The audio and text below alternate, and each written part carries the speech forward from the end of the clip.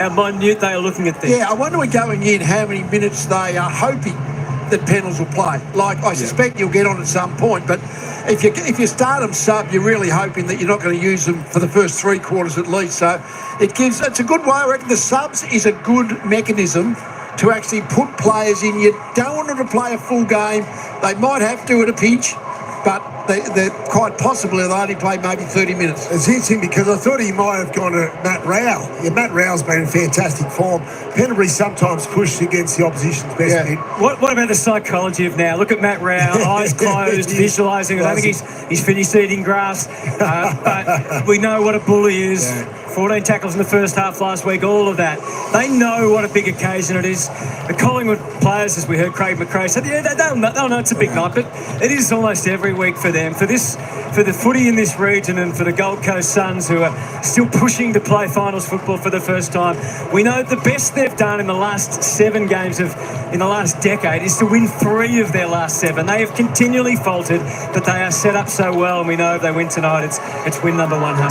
That's right. They play a really good brand of football. We know it's a premiership style of football. Damien Hardwick has provided tremendous belief for the team and a really good strategy. So I think they're growing in confidence, no question about that. But Collingwood, the most experienced team that's ever been put on the field of any team in the history of our great game. So it's going to be a really big challenge. So 9 30-year-olds. They're almost the opposite because Collingwood have got half a team over 30 and the Suns have got half a team under 25. Yeah, so the one thing about the Suns team at the moment, you'd have to be confident what the future holds for them. Whatever happens even this year, they look like a team on the up. That's logical, Lee, but it just feels like it's time for them to play finals football. Noah Anderson's been compared today by a couple of Suns people to Scott Pendlebury. Obviously doesn't play exactly that way, but the calmness that he brings. I love what he's done this year. Fantastic first season as skipper. He's been, well, the transfer of leadership across from Tuke Miller has been outstanding as well. So they've had a dual effect there, haven't they, Lee? I think it's actually helped Tuke's game,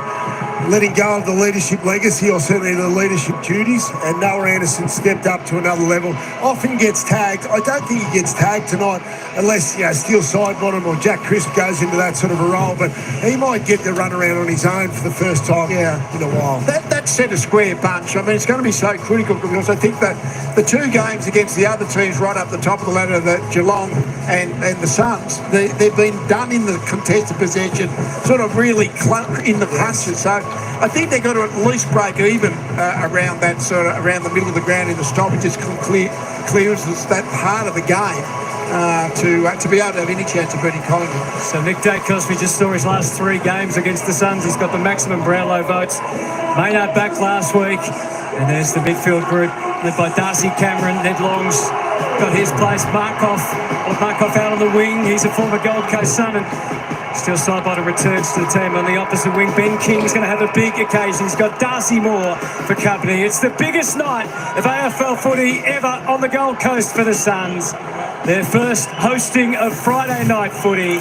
Can they take it up to the Magpies from the opening bounce? Jared Witts, a former Pie himself, on the cusp of 200 games up against Darcy Cameron. And we are into it. Although the footy doesn't travel too far. And Jack Crisp has gone to Noah Anderson, so whether that's going to be a hard tag or just a run with around the stoppages. Witts with a tap. Anderson had the room for a kick. As you saw, it was partially shut down. Houston back with it. Howe floats it for Cameron. It was a little awkward. Rioli, long. Hoskin Elliott goes to soccer. It was a bit of a blind kick. The Suns able to sweep in extra in just his second game. Oscar Adams started it. Ulam with the exit kick, thumping ball to the wing. Cameron just displaced at the last moment. Humphrey and they start to move it. O'Quainer steps in. Now Dacos under immediate pressure from Fiorini. That's one of the attributes that he brings. Look at Collingwood players down there. Dan Houston. Yep. Down behind play. Just seeing the foreground play there. Or just a body knock, I think. Ben Long does hand them out every now and again, doesn't he? Ran into Braden Maynard in this fixture last year. Cameron with the tap. Miller contained. Back to Rao. They can go forward with a forward handball. Rao, then Anderson, and Ben King from behind Moore. And it might be, no, not 50. King kick King kicked fall in that game last year, Brownie, but it was on Frampton. They had to move more across onto him. Schultz, one of the returning players, but he stepped over the line. Yeah, spot on, Hutto. It's one of the things we spoke about pre-game. They need to limit Darcy Moore and Jeremy Howe's intercept marking capability. So good start there by Moore. King needs to do a better job. He does get stuck behind a lot, King. I mean, quite often his defender will lead him to the ball. He's got to get to the front position a bit more often, not hope that it's coming over the back all the time. So after a delay, you watch this boundary throw-in. Notionally favoured Cameron. Witts was trying to get there. Long and Rao. Really close, too close. According to the umpire, and the free kick is going to Rao. He's right on his distance here, Matty Rao. Early in the game, that should be fresh and pumped up full of adrenaline there. Just getting grabbed by Ed Long, who certainly keep a close watch on Rao. Well, a straight kick here from Matt Rao. Just what the Suns need to get things started. He's given it plenty. He's made a great fist of the kick, settle the nerves and put one on the scoreboard. And there is plenty of support for the Suns. We know the Magpie Army has travelled, but there's a lot of noise around People First Stadium, and it's for Matty Rao. Great to see, yes, and all the Suns players get around him as well. And well done, good footy IQ, Lee. You see the way he utilised the stand rule there. He nearly kicked it beside Ned Long, the man on the mark. He was right on his distance. He knew that. He just crept that extra couple of metres. There's the hole there, and clearly the umpire's going to be watching both teams for those holes around the clinches early. They were, yeah. I thought he was probably a little bit lucky to get the free, but certainly in terms of running out to the right, but he didn't hook it too much. Sometimes the blokes run out to the right. It goes right, Brownie, to try and get that extra 10 metres. I think if you watch someone like Jack Gunston, he doesn't go too far out to the right. It's just getting that exact amount, isn't it? Here's the pre-game ritual from Matt Rao. You do that before you commentate, hello? Absolutely. They're not live shots, just in case you were wondering. Centre bounce. Free kept to the pies this time. He used to visualise his opponent. Just thought he was going to do it. Darcy Cameron off to Houston, has made the recovery. He was after. McStay is the significant target there. Andrews, his opposition. Flash hands from Schultz and side bottom, and Elliott prepared to go all the way back to Perryman. And it was never online.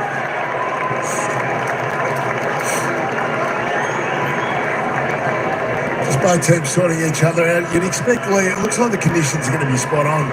No, there wasn't a lot of dew down there. Not yet. It's going to be very cold, like single digits as we get into the evening, but there was certainly no moisture on the ground just 10 minutes ago, wasn't it, Granny? Single digits, that wasn't in the advertising brochure. The kick from Noble up to the wing. Walter leaping with Howe. Well matched. What a start from Matty Rao. Able to just feed the ball back. Anderson didn't like the picture that was ahead. Weller takes what was on offer, but more. What a start from the Collingwood captain. Well, again, ugly caught behind. Observed before about Ben King, just caught behind Darcy Moore. Straight down the line goes the kick, and Noble read the ball. Point to prove. John Noble left out of the Collingwood 2023 premiership team famously. That's because he's in good form, Darcy Moore, hasn't he? He's playing sort of genuine defence, playing on somebody and coming off them and jumping at the ball. Yeah, he's second intercept mark. Isn't he? He looks super fit, doesn't he, as well, and passionate about leading this Collingwood team. So both ruckmen involved, but it's Miller that emerges. Again, they're forced back. Noble shaping the kick. Really favoured Howe more than Walter, who makes the contest. And the footy keeps finding Rao. Was he taken high then? No. That was good though by Walter. Just able to create the half there. Jeremy Howe was about to take the intercept mark. Yeah, that was a free kick, but I think Ed Long got the ball there. Back at it again. Witts goes to ground. There's no way out of there. You just see two more off the contest there. Starts half forward, then runs straight into the centre bounce. So essentially playing as a midfielder, but with a starting position at half forward. Gee, how tough was that on Flanders? Sullivan, who's started to hit the scoreboard a little more the last few weeks. A long way from home at the moment. McStay and Andrew used his leap. Side bottom returning to the team after illness, in amongst it all. So McAndrew there, the match-up on Dan McStay. Coming along, playing on, getting big roles now. McAndrew's playing on the number one forward. Dan McStay was fantastic last week against the Blues. Cameron and Witts not too far away from each other. Rao again feeding it back and take the territory, and Howe puts an end to that. Through to Sullivan. Look, got a little untidy. And that mark should be paid at 50. No. Rioli paid the mark. Appeared to be socked away. He paid the accident in effect. He didn't think it was deliberate. Lucky to get away with that. Well, maybe he didn't see it even. Fiorini, so it's a gradual approach here to Flanders. So they've got to avoid this long kick to Darcy Moore and Jeremy Howe. This is the issue that would have been talked about all week. It's Damien Hardwick referred to, but they take it anyway. Moore's in front again, but there's a bit of interference. King against... And it's going to King. Against Howe, so Moore took off to go for that contest. Worked up as if he was going to take another intercept mark, but... Just Perry was more good, I think, grab. Yeah, just early, just there, he grabbed the left arm. Always an umpire in the forward pocket. The big forward should be getting a lot of the ball, can't they? It's a big umpire always looking at those contests. 42 goals, 16 for the season. He's a minimal disposal, maximum impact kind of forward. Ben King, Rao and King kick truly. And the Suns have the opening 2 goals, and their supporters are loving every minute of it at the moment. Well, it's the importance of taking the opportunity, kicking those early stretch-on goals to get your team going away. Yeah, well, that is the matter. You earn the shot, then the 6-point just lifts the enthusiasm of the whole morale, doesn't it? Rather than missing Saturday, that 2 for 2 out of their set shots, so good conversion. Just see here, so here's the lab of the grab. So Perry ends up in an awkward matchup. He shoots over the end and just grabs the left arm. We know the umpires, certainly the end zone umpires, are watching closely for arm hold, so you can argue it's Tiggy Touchwood, but the umpire's right there on the scene. The other good point in that contest was Jed Walter got the spoil on Darcy Moore. So that's what you want to see. So it was a good punch, didn't try to mark the ball, just dispelled it. Already his 3rd best goal total with 8 games to go. 55 last year, Ben King, 4 last week.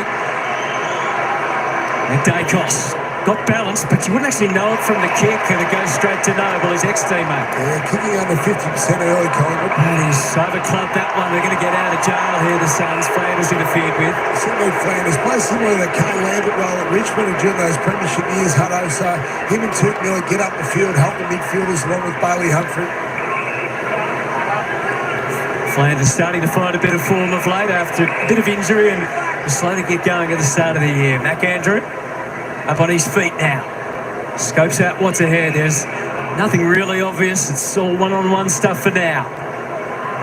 Cox started on the bench, but has some impact, comes out, takes the mark. Go-ahead time to Dacos, slides it into McStay. Jamie Elliott, they cleared out the 50 for him, and that's why. It's a big challenge for Ewan tonight. Yeah, big challenge here. When you get isolated in the defensive 50 all on your own, Jamie Elliott has been in fantastic form, hasn't he? Just great craft there. Again, that long kick there. I think it fell short there. Another intercept mark there to Collingwood, and then they're able to energise quickly off that on the back of Dacos. And then Elliott was able to just run directly back to goal, turn left, and get the space on Ewan. 7 marks inside 50 last week. The nearest from any other player was 3. He kicked 4 goals, 3, so could have been a huge night. 5 coaches' votes. And as we saw last week, he's going into new territory in terms of goal totals because his kicking is so good and it was so close.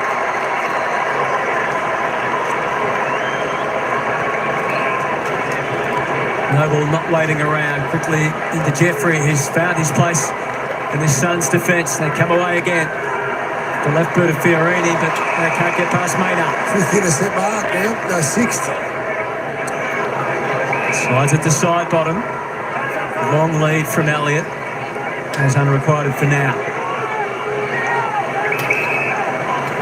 Side bottom is given the luxury of a bit more space to come up to. Used most of it. Head for McStay. Andrew with the fist away. Jeffrey. Anderson, pretty calm, as is his trademark. To Flanders and then to Miller. They're spread pretty well here, the Suns. King one-on-one with Howe, who engages, but King got back to the goal side, and Reed should mark. And he thought about going with it. Thought about it. To quarter the step, that was just enough to pull himself back. 3 first-half goals last week. Probably his best game for the Suns.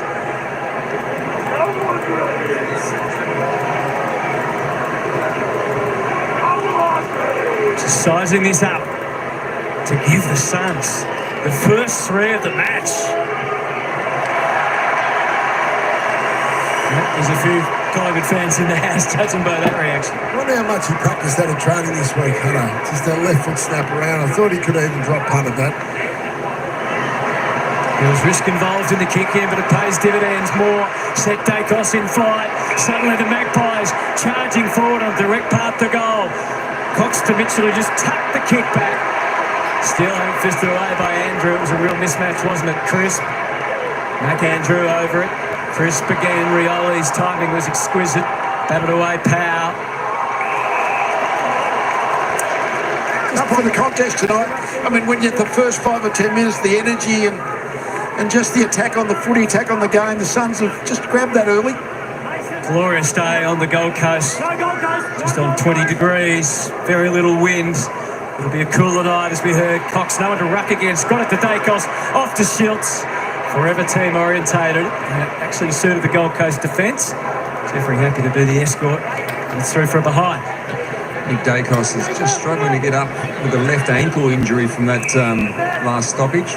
Just limping away now. Yeah, he's staying out there for now, but might need a break soon. Walter takes the mark and sets Ainsworth on a little charge. King is searching for the footy, and he's finding it regularly at the moment. Really marking out his territory in this game. Already has a goal. He thought about pumping it to the top of the square. Now Weller has that task. Reed in amongst 3 pies. One of those was Quaynard. Josh Dacos, side bottom. Decided he could keep it in. Dacos has made the recovery, although that'll test the ankle. It's a bit of a blind handball. King feeding it to Rao. Does he think about a second goal? They will keep persisting. Gold Coast Suns driving along. So they're one of the teams in the competition that does like to kick along all the time. So they'll just keep going. Even though Collingwood have taken the intercept marks early, Suns have also been able to take some contested marks through Ben King, and they have looked dangerous. Josh Dacos this time. Eases it along the wing, which they had good access, but so too McAndrew. Miller, such a sturdy influence, having one of his best years. That suits Moore, who is going to get a free rather than the mark. I think it's going to Houston.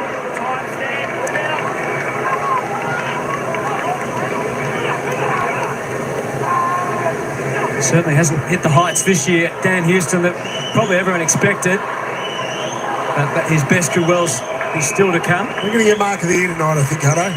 Both teams just keep kicking along, don't they? Setting up for the defenders, especially, to sit on someone's shoulders.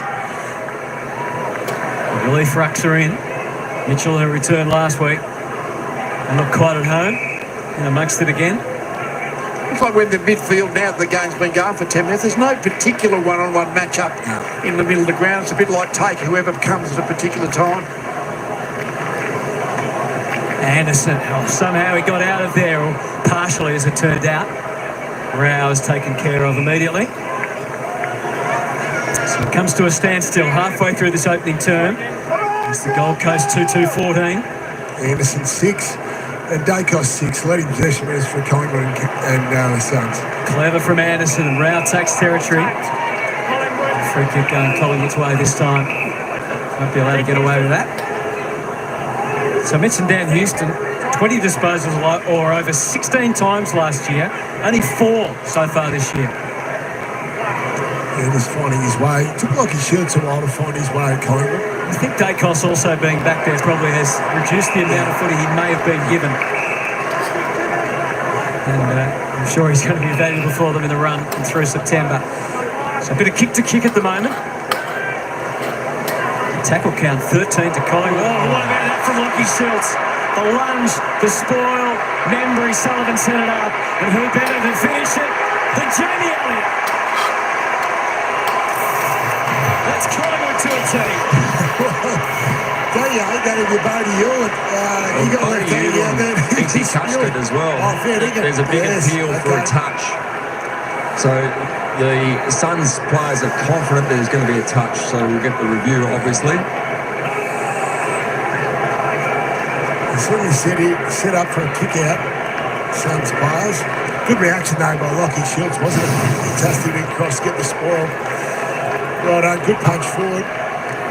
Great finish by Elliott. And they peeled straight away.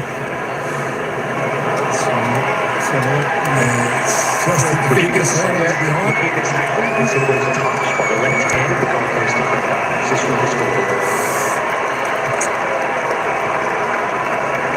Yes, that attacking kick. I mean, as soon as one gets intercepted, the next kick, they're all not going to go there.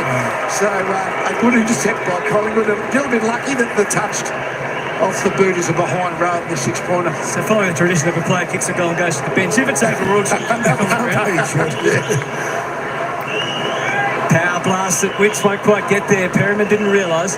Possibly could have marked. Good little challenge there. And it's over and out again. It's an old school game of footy at the moment. There's happy to go along down the line. And then some guys just trying to bite off that kick into the middle. Both teams have made kicking errors early. The pressure's not high. Both teams' pressure's relatively low. Well, they've only laid 2 tackles, the Suns. Yeah. It's probably got the better of that. It's got the slightest tendencies in the contested possessions, which has been one of the issues against a couple of the top teams they played earlier in the year, just slightly in front of the Suns. Collingwood. That is an interesting decision. Bit of ruck lotto for you there. Cox off to Dacos. He reconsiders. Takes the kick a little wider than he first thought. McStay was there and a good target for the Hewlin fist. Let's have a look. Can you find a free in this? Who's holding it?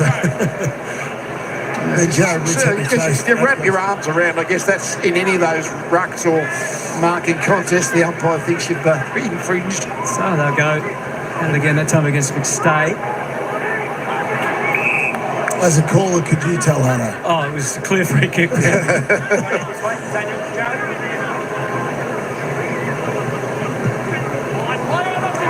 It's back out. Membry direction dropped and he read it well, but so did Jeffrey as well.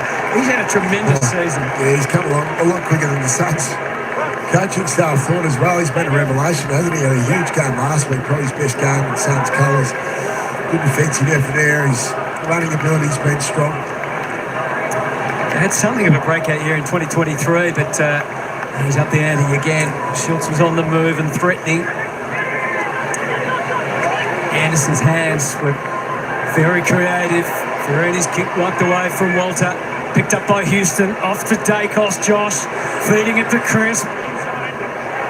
Just tried to edit the kick on the run. He fell short. Rioli was all over it. Now to Ainsworth. He's playing it for company, but feeding the ball forward. This is Jeffrey gliding across the turf. His kick didn't look good off the boot. Moore couldn't take the mark. Well played by Reid. High ball down the line and King, without any company, takes the mark. Yeah, well, that was Moore's drop, wasn't it?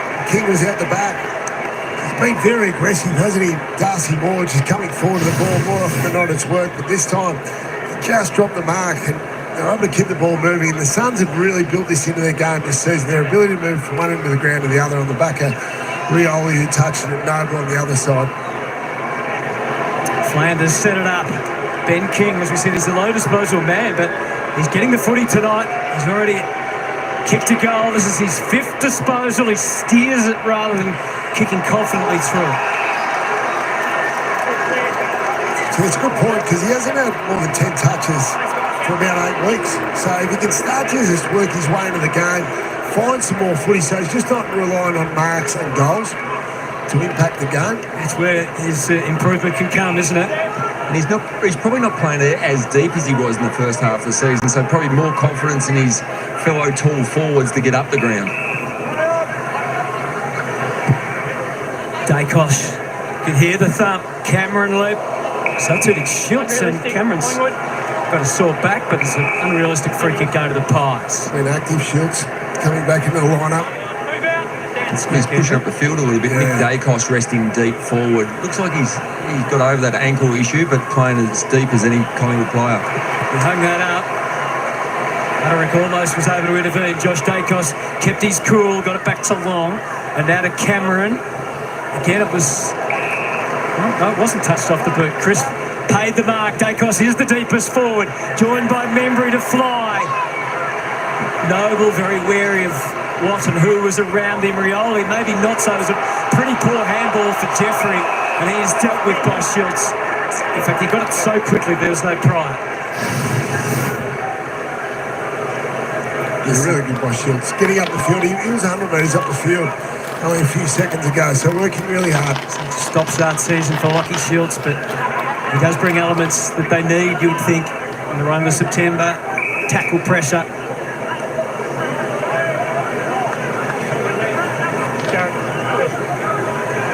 See the hamstring and concussion issues. Cox beaten by Witts. Side by somehow thought, we know he's good in heavy traffic, but that was an impossibility there. Coached together, of course, at Richmond, Hardwick and McRae. In fact, both premiership coaches in the same year with the VFL and the AFL. Curler out of there from Noble. Got them to the wing. Cameron and Moore. Quainer. It comes in a rush for the Pies. Long. Pretty good at keeping his hands clear, but he couldn't control the footy. And the Suns can Long off the outside of the boot. Howe won't get there. He had full trust in Houston, and you can see why. Feeding it to Mitchell. They're into the handball game. Flanders was ready and willing. Now Cameron back to Houston again. It's a kick that shouldn't have been paid, and it wasn't. The Suns everywhere around it, so they start their move. Rao off to Humphrey. That too is partially run down. 4 Pies in a line. Moore took out the middleman, trying to be aggressive by hand. Off to Crisp. He thought about handballing. Eventually he does. It all gets a bit scrappy and messy. Right in the centre circles. Suns close it out. Well, finally the pressure's ramped up. That was a great passage of play for both teams. They really got to work there. It's almost like they looked at the pressure score and both teams were around 150. Let's get to work. Suns lead by 11. They've kicked the only 2 goals so far. And the umpire takes a look at that and says, Matty, you have your opportunity. Great tackle by Jack Chris. The 1-8 tackle, 1-3 automatic free kick. What an all-round amazing wingman he is. His coach did say if required he would be rested, but 254 games in a row. Have to wonder whether he will or not. Cox plays it down. Membry dug it out of there, but there were Suns defenders everywhere. Rioli, Fiorini to Rao. The pressure was instant. That time he could release it. Steele in his second game. Had a pretty good connection with his forwards last week. Membry couldn't quite. It's good defence by the Suns. They're standing up so far. Ewan shaking the hips when needed. Able to feed it wide again. The kick was a little bit hot for Reid. Yeah, good defensive efforts here by Dan Houston the last 2. So he gets in for a spoil there. Got the free kick against Jed Walter over the other side of the field. So good start by Dan Houston. Just trying to build his confidence in his team, as he said, Hutto. Pressure's ramped up from both clubs the last 5 minutes. 4 minutes remaining in this opening term. Friday night footy on the coast. Fiorini feeding it around. High up and under ball into the 50. Not quite for Reid. Quainer, Miller, Humphrey. Got away from Schultz. Anything could happen. Perryman realising that. Keeps it close to the line. Houston reckons he was in the area, and the umpire agrees. Yeah, common sense call really. There was the Collingwood player in the... If he hadn't been in the area, we know what would have happened, but it looked like it was close enough to a teammate. Walter back in the goal square. Witt's doing the ruck work, so that the number 1 ruck's doing it, even though it's inside the forward 50. Crisp off to Dacos. And after a little time assessing, Long scrounges it back through the middle of the ground. Dacos off the toe. Noble says he's going to protect. And true to his word, he allows Hewland in. The corridor was accessible in his mind, and he was right. Weller out the other side. Rioli. Clear path. Ainsworth just places it for Benro. Yeah, good ball movement there after transition back across the field, out the other side. Then Long was able to get away from Quaynor. Good build up there by the Suns.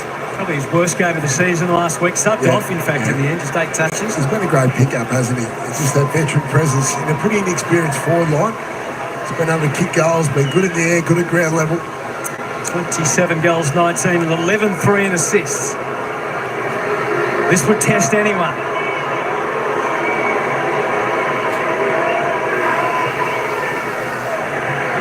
Fall short. Walter, Witts and Reid are all there. He's looking dangerous, Walter. Just the last few weeks, he looks like he's just timing his leap and had a couple of good grabs. He's looking like a player who's about to take his 3 or 4 marks, kick his 3 or 4 goals. It's fascinating in the long term, but even in the short term, what can Reid, who kicked 3 goals last week, and Walter offer this year for the Suns? Stay up to accept the pass. Yeah, just done a slip back, Andrew. No obvious target down the line, so he kicks to Lachie Schultz. He was isolated enough to be a target, but Newland made good for the Suns. Awkward for Fiorini. He did well. He knew where the pressure was. And his teammate through to Noble. Handball threaded. Humphrey came. Met by McStay high. Both teams locking up the corridor pretty well, but very happy to go along down the line, aren't they? Very similar. Yeah, even when there was no target there for him. Yeah. So back through the middle again. Anderson, he's a long kick, we know that. So Reid is within range. Can Reid leap? He did. Ainsworth's hands were brilliant to Walter. Saved on the line. Perryman.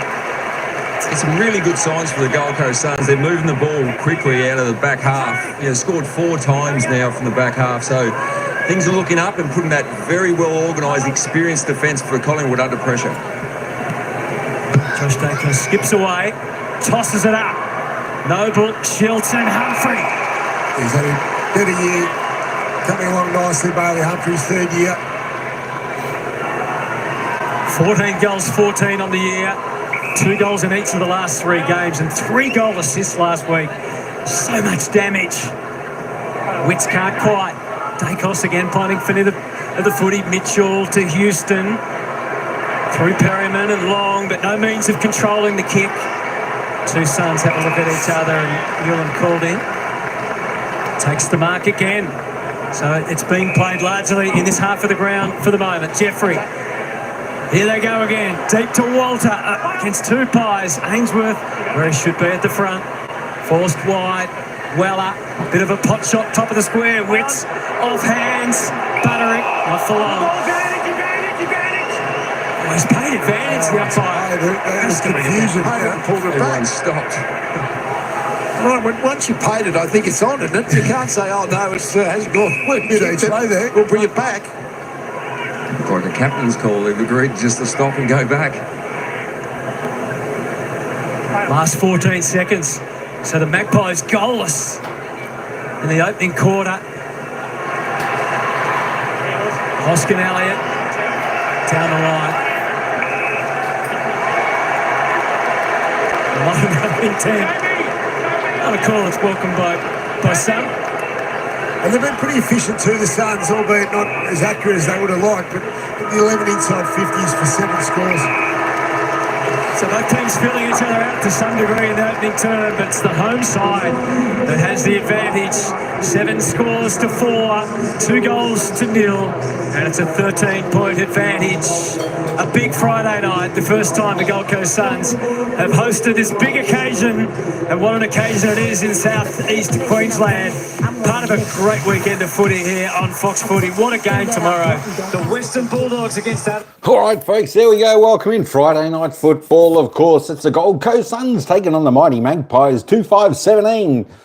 The Magpies, well, held goalless in the opening term, just the 4 behinds. 4. That's the Gold Coast Suns by 13 points here at quarter time at People's First Stadium.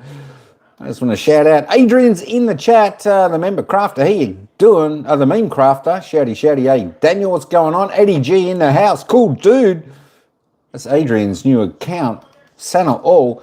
Sheila May, cheer. Shout out to the Miss Guapa in the house. Santa All, Miss Guapa. Don't worry about the team, what happened to the team.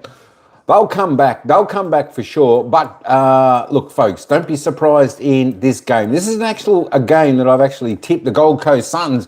everyone knows I'm a big Collingwood supporter, but I did tip the Suns in this. It's been played up at People's First Stadium, and as I've said to people last week and this week, don't be surprised if the Pies just let this one slip this week. The Gold Coast Suns, look, they're very good up there, and the Pies might be just a little bit off, just in cruise mode, getting up there for a little bit of sunshine for a change, getting out of the cold Melbourne weather. So whatever happens, the Pies will still remain on top after this game. But I tell you what, the Gold Coast Suns, they come out full of running. They've certainly been in control of this match so far in the first term, putting good pressure on, not allowing the Magpies, to really hit targets down their forward 50. So the defensive work of the Gold Coast Suns doing really well. Tine, shouty, what's going on? The next guapa's in the house. Tine, shouty. There we go. Gold Coast Suns leading by 13 points at the moment. Hey, I didn't have a look at the lineups prior to the game. Let's just have a look at the ins and outs. For the Gold Coast Suns, Jared Witts comes in, the big man. David Swallow also going out. Ned Moyle and Alex Sexton. And, of course, for the Magpies, coming into the side, still side bottom, Lockie Schultz, Mason Cox going out. Patrick Lipinski, Brody Mychek, Will Parker. So some big ins and some big outs there for the Pies, and also some good ins there coming in for the Gold Coast Suns. Let's quickly have a look at the goal scorers so far in this game. Of course, not many goal scorers so far, Tina, in this game. There's only the two, and of course that is from Matt Rowell and Ben King of the Gold Coast Suns. Look, I'm sure this game will open up a little bit as the game goes on, and a little bit more goal scoring will happen. Ball magnets out on the ground though on the opening term. There's only two players, double digits, and of course that's Dan Houston, who's having a good game down back for the Magpies, defending well. He's at 11, 7 and 4. He's doing really well. Josh Dacos next best on 10. For the Gold Coast Suns, Johnny Noble playing against his old team, the Magpies. He's had 9 with Noah Anderson, and of course Matt Rowell on 8 there for the Gold Coast Suns, kicking 1 goal 1. Of course, he's on note. He doesn't want to run into any more umpires. He's had enough fines, I think. Suspension could be next. Be careful what you do, Matty Rowell. Daniel Rioli, nice opening turn from him with 8. Nick Dacos, just a little bit proppy on his ankle, but should be okay. We'll keep an eye out on him. He's had the 7, couple clearances, 5 kicks, 2 handballs, and Darcy Cameron, the 7. Let's just roll down. We'll see who else has had some touches. Jack Crisp on 6. Tuke Miller on 5. Ben King, as I said, for the Suns, 5 touches, 4 kicks, 1 goal, 1 for him. All right, let's just quickly roll down, and we're going to head back to the commentators in just a moment. Tine, Addy's got a new channel, and it's Addy G in the house. Cool dude. There we go. Center all. There we go. Lockie Schultz on 2. Tell you what, sometimes the Pies have been targeting Lockie Schultz, but he's been on 2 and 3 players. Not a good target. They just need to try and just slow the game down, have a little bit more composure, the Magpies. I tell you what I did notice, though, in the opening term with the Gold Coast Suns, of course, Damien Hardwick was saying they don't want their players, the Gold Coast Suns, he doesn't really want them to kick the ball in long from probably 70 metres out. But we've noticed that's what they've done, because the Collingwood defence can sort of swoop across, take the intercept mark. But what I've noticed is the tall men are going up for the Gold Coast Suns, and it's like they're just tapping it down. The Gold Coast Suns always seem to have a small in front of the drop of the ball, and they're roving the ball and taking the ball from there. So it does seem a good ploy from the Gold Coast Suns. Collingwood need to pick up on that a little bit, but we will see. I had it for a while, just haven't used it much. What do you mean you haven't used it much? Come on, son. You need to ring-a-ding-ding, get that one going, get them both up and running. Get both channels up and running as soon as you can. Just pile them on, son, pile them on, and get all the content up and get your channel back. I don't know. Have you heard anything back from your other channel? Did you reapply for it or anything like that? Eddie, I'll tell you what, YT can be a little bit boing sometimes. All right, that's enough for me just for the moment. Hey, don't forget to vote who you think's going to win. We got 50% in the poll. Who's going to win tonight? 50% Suns, 50% the Magpies. Don't forget, folks, Being a Collingwood supporter, I did tip the Gold Coast Suns tonight. Sorry about that for all the Collingwood supporters. Hey, Paul, what's going on, Squire? It's a pretty good game here at the moment. Of course, the Gold Coast leading by 13 points. We're about to head down to the bounce of the ball for the second quarter. Second quarter then. It is a glorious night. So no excuses. Once again, Cameron and Witts had the edge there. Perfect advantage for Humphrey. Bursting out, kicking it deep, and putting it over the chest of Walter. What a start. He's really reading the ball beautifully. This year is coming along nicely. Starting to get a lot more contact. Just see there's a leading pattern. Comes across, he has a look over his left shoulder. See the King's not going to be able to make that contest. And then he takes that mark. So just starting to get himself in a lot more contests this year with his running patterns. Well, you've got to keep playing them, really. He's improved so much in the last month. 17-11 for the season. He's got the faith of the coach. Just misses. That's an area of his game, Hutto. He just needs to be able to fix up. And that's probably his biggest room for improvement. He'll only have the faith of the coach as long as he's reasonably straight. Right. On the way out, Fiorina the spoiler.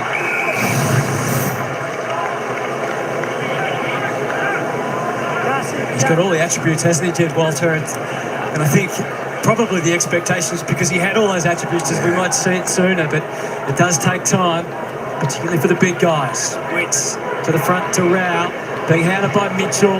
This is Miller's kick. It's a bit too strong. Well, I think Damien Harvey have to be happy with their start, no question about that. But as we know, Collingwood, they're so dangerous. Once they can get their game going, just see the little champion there. He's just a bit proppy, isn't he? Yeah, no question about it. Maynard. There's Cameron and Cox down the line. Logical place to kick it to. What a fine mark he has become. Started well again, coming off his 8th disposal.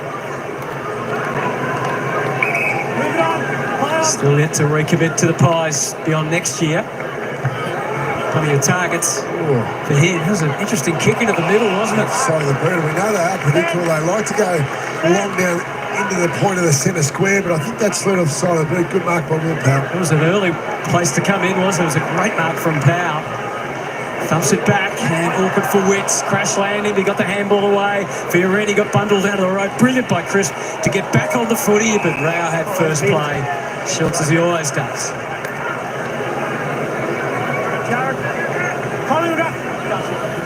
Collingwood coach starting just to prowl a little. Contact, Gold Coast. Looking to the Suns and the advantage, which was significant. Rao, top of the square, Kings in front. Can't bring it to ground that time. Can't take the mark. Humphrey feeding it back to Long. When's the right time to have the shot? Not yet. Miller.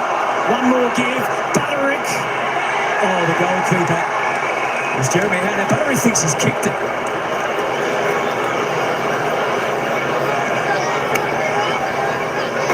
I believe it's a touch behind. Please check the Collingwood defender touched the ball on the field of play. Score review. Umpire score was touch behind. Please confirm. Review complete.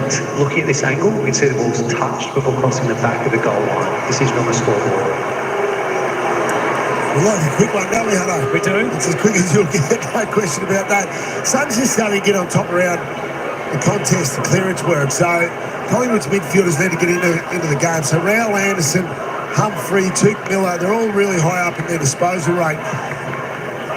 Howe places it for Cox. Nothing McAndrew, who's the number one spoiler on average in the AFL, could do.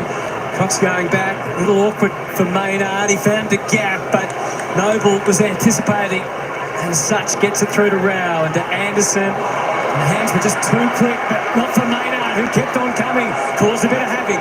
Elliott wants it in the pocket. It's set up. He won't be able to run and jump. Hewlin saw to that. He can still hurt you at ground level. The boundary umpire says no to that. Good matchup for Elliott Hewlin. He's come on a lot as that medium-sized tall defender. Elliott just often drops off the bigger players and then outmarks the medium sizes. But Hewlin is good at both of those. Has got those attributes. And you need one or two, don't you? Yeah, to play that role. Absolutely. Suns by 15. Mitchell over the top. Hurried ball closely. Cameron versus Walter. Chris handball is to Walter. Just nonchalantly picked up by Anderson. He was already thinking how he could get the ball down the line. And it panned out beautifully for Long. And now Miller. And the chance towards goal is Humphrey. The pair in the square has put it through. And they are waving those flags with gusto because the Suns have the only 3 goals of the game and out to a 21-point advantage.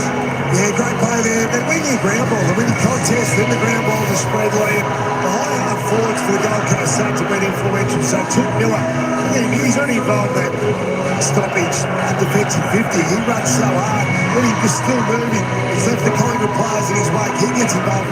Also Bailey Humphrey as well, charging down the centre of the ground. He's another high half forward. So they're really running well, covering the ground well, and creating immense pressure on Collingwood. I reckon Noah Anderson actually knew that there wasn't much to go to, so he almost did the end over end kick in the hope that it might bounce over the head of the players ahead of him, which it did. And that advantaged the Suns. Too much credit. Oh, I'm prepared to give him the credit. I reckon he just did the end over end bouncer and bounced it over the heads of the Collingwood defenders. They never know, but what we do know is the margin is out to 21 points, and Collingwood have got work to do. Noah Anderson, Gold Coast. Lots of it. Then I called the wrong name initially. Hang on. Yeah, Collingwood's midfield's got a lift, no question about it. They both get a possession. Rouse entry, top of the square. King. This came late with effect. Maynard, Walter, going into a tackle. Currently immense pressure now in the Collingwood defence.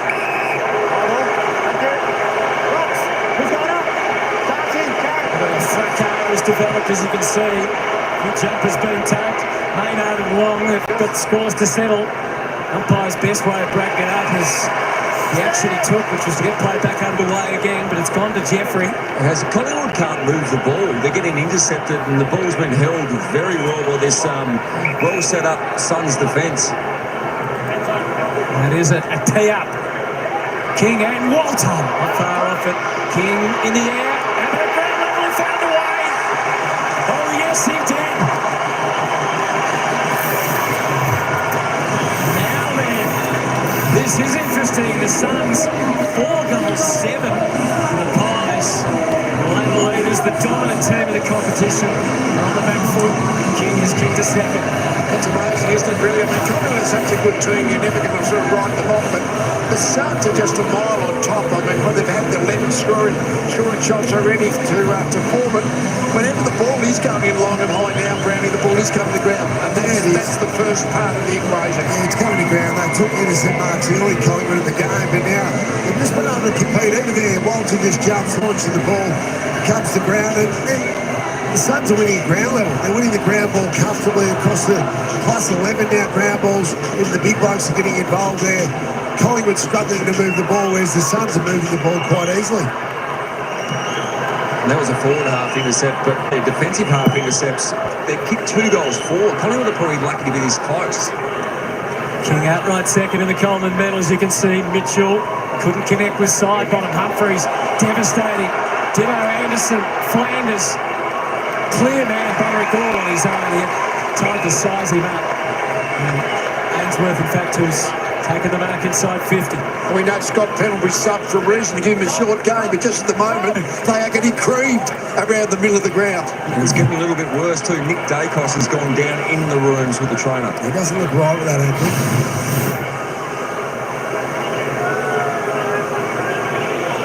12 goals for the season, Ben Ainsworth. Kicked the sealer in this fixture last year.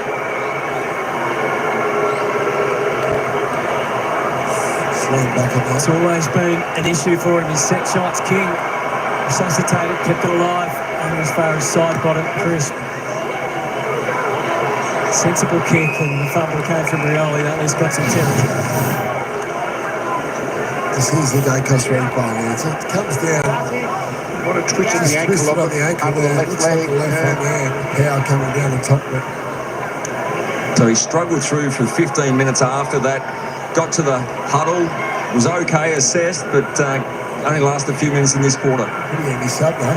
When that Pendlebury Parker will come off. Contact. It's high, it's a magpie free. It's a Crisp who's working overtime at the moment, plays it for Hoskin Elliott. He's their leading midfield possession winner, 11 disposals, equal now with Dan Houston as the most for Collingwood. Miskin Elliott back to Quainer.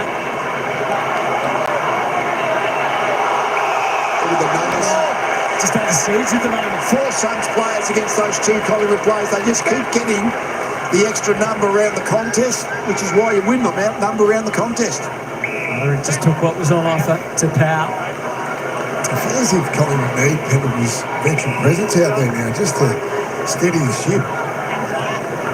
Takes the logical option. Nothing fancy, just long to the height. Law was ready for it. Especially in these clearance stoppage situations. So they're just getting belted around here and the ball hits the ground. Just can't get control. The doctor just came out of the rooms, had a chat to the physio and's gone back in. So Pendlebury's not got the jacket off yet, but some concern. It's in front. Terrific tap for Long. Dacos, Flanders, Witts, Miller. Flipped it over top. Long. Rioli. Close enough for another. Oh, they're on the full charge now, the Suns. Daniel Rioli won't get away from his 200th. He gets forward any chance, and he is devastating, and so are the Gold Coast Suns. Well, not only are Gold Coast getting more numbers in the contest, they're actually moving a lot more. A lot of stationary Pies players, they seem to be reactionary. Just have a look at this. All the Suns players on the move. They're playing high tempo, aren't they? That's the point. They're getting it and giving it. They're under pressure, and then they're releasing to the right player in the best position. So that's the tempo of the game at the moment. The Suns are playing high tempo. Collingwood can't match them right now. Yeah, it's a good balance for them. They've 74 kicks, 61 handballs. I'm not sure if Collingwood wants more handballs than kicks lately. So they've had 53 kicks to 57 handballs. So they're under pressure. Their game is out of whack. Getting beaten at ground ball, getting beaten at clearance this quarter. They have time on their side, but they have to get going soon, and that's not what we're seeing here. Miller and Rao this time is the combination. Kick fell a little short. He went to ground. And good tackle on one. It's going to be rewarded. Claimer attentive that time. Had to be. Here's Nick. To Maynard.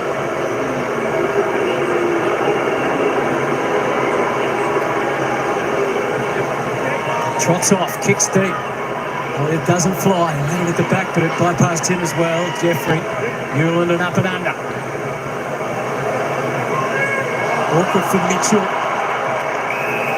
Weller. Interesting, isn't it? If they had to give Nick Dacos a painkiller to get him through the game, I'm not sure whether in the big picture that would be something you'd be wanting to do, because they've earned the right to be 3 games clear. And his players. Yeah, so he just came back, as you saw, sitting on the bench, so only been back a few seconds. Looks like he's about to enter the game again, but obviously a major concern. Soft tap from Witch was a good one to Rao. Yeah, long on that Rao again, so he's really trying to watch him closely. Stoppages just keeps boxing on Rao. He's coming up for his 14th disposal. More tackles and disposals last week. Under heavy tag. Tucks it into the pocket. Jared Witts takes the mark. Well, really, since the first probably 5 minutes of the game when Collingwood took all those intercept marks, it's been Gold Coast dominance in the air and at ground level. What a great story is Jared Witts for persistence. 40 games at Collingwood. Couldn't really see a future there with Brodie Grundy's dominance. 196 is his game number. Barely been beaten in a ruck this year. That one stays alive again. Flanders feeding it back. Closey. Back up for grabs. Nervous times for this Collingwood defence under serious pressure. Ben King's been impressive when the ball hits the ground tonight. 8 disposals he's had. 4 ground balls, 2 goals. Took Miller running hard as usual. Suns with an experienced sub as well, of course, with David Swallow. Another 30-year-old, along with Jared Witts, both back into the team for tonight's big game. Look at those uncontested numbers for the term. 27-9.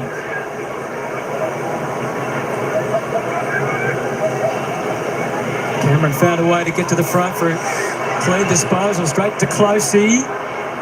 Floats one across the front. Steele, Ainsworth.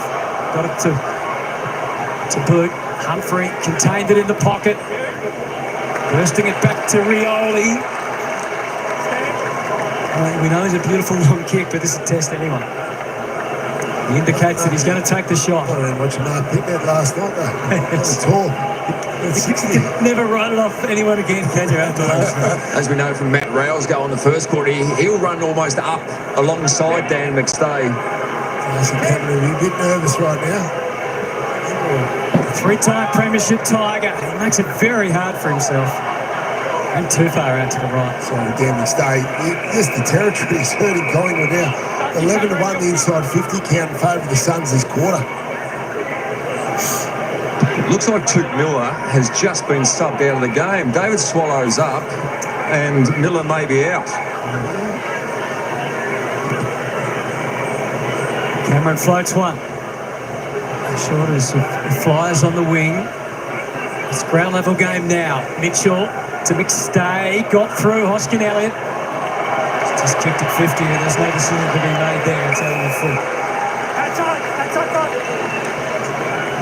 Well, that's a big, obvious setback for the Gold Coast Suns. Their former skipper, one of their absolute stars this year. And hamstring injury. Thank you, Lynchy. To Powell. Just cruising past Fiorini. The Pies had an interest in him as a player a couple of years ago. Skids it out wide. It never arrived to Weller. Perryman, been one of the Magpies' best. Markov couldn't get it to the inside. Fiorini scraps up after it.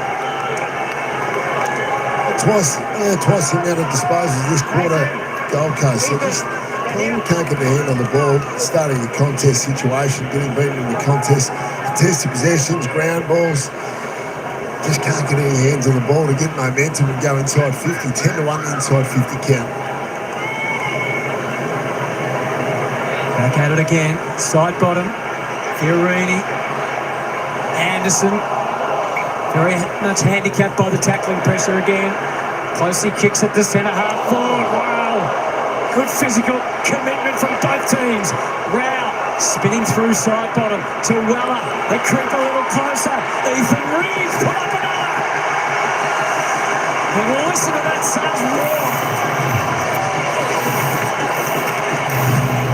Well, we spoke a lot about these three big blokes, three younger forwards. Ben King's the most experienced leader. Jed Walter and Ethan Reed, they certainly contribute, not just in the air, but at ground level as well. Oh, absolutely they are. And that incredible tackle on the ball by Ben Long. You'll see it here. It looked like the contest going forward. Where was it going to go? And as has happened for most of the game, it just they keep coming up with the ballless one. But Ben Long made the contest. Yeah, great effort. Another clearance win, and then they're just charging forward under the Suns, and the Collingwood players getting left behind and they're getting turned around. We're not quick enough to get to the drop of the ball. It was a great, honest contest there. Lucky both players didn't get hurt. Ben Long, as we know, he attacks it as hard as any player in the competition, Hutto. Great finish by Ethan Reed. He's coming along nicely for the Gold Coast Suns, one of the academy products. First round draft pick a couple of years ago. Career high 3 goals last week. This is stunning stuff. Magpies' lowest first half this year, 25 points. They haven't kicked a goal yet. Anderson, but bit of a casual Friday. He got away with that second bounce, so the umpire put the whistle to the mouth but didn't blow it. Crisp wins it anyway through Sullivan. Dacos was able to do a full 360. Got the call out wide from Steele. On the cusp of the 50. He knew where to send it. Remember, he was located. Suns push back hard. Andrew. Anderson. Thought he could get past Schultz. He couldn't. No whistle again. Elliott. And the Suns have the numbers. Significant advantage. Closely dumps it with Rioli. Cox has the best shot at this. Knocked away by King. Great effort from the full forward to get right up the ground and assist again. Butterick through Flanders. Closely planted the foot and drives it for Walter. Free kick to McStay. Back behind the ball for the Mun. Yeah, I don't mind that though. Shows there's a few Gold Coast Suns supporters here, a bit of booing there. I thought that was the Collingwood supporters. I know they've turned up, but A little bit of possession footy here for the Pies. Cox, Hoskin, Elliott, and Membry. Andrew over the top. There is Tim Membry. Stayed the course, but couldn't handle it cleanly. Andrew now trying to a Sullivan tackle. Andrew thought he got taken high. I don't know if Collingwood players spreading to that ball though. Ground level was 4-1 there, Suns players. Collingwood just don't have the energy. Membry straight down. Noble, and then Swallow and Rioli a couple of times. There's the exit kick along the line for Ainsworth. Held Quainer at bay, but Quainer doesn't give up, knocks it towards the line. Pounces on it, does enough, but it stays in, so Ainsworth got a second crack at it too. Fiorini, Elliott's had to go right up the ground. And in the scramble, which has been pretty mad for most of the night, it stays in, now it's out. The pressure's really up the Gold Coast Suns. Surprisingly, they've only had the 6 tackles in quarter 2, but their pressure is at 190, so well above the league average, and their contest clearance and territory just winning all aspects of the game at the moment.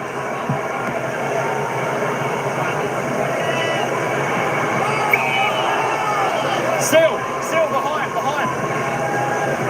Still 7.5 minutes in the second quarter, but the Suns have kicked 4 goals, 2 to nothing. So the Magpies goalless in the first quarter, scoreless in the second. The Dacostas go to work. Send them inside 50. Most of the bases covered. Andrew with those long arms. Sullivan, Membry. Lots of work to be done. Feeds it back. Still just the angled kick. It's really wide. Heavy toil. No, there on Will Hoskin-Elliott. He just didn't have the energy to hang on to the mark.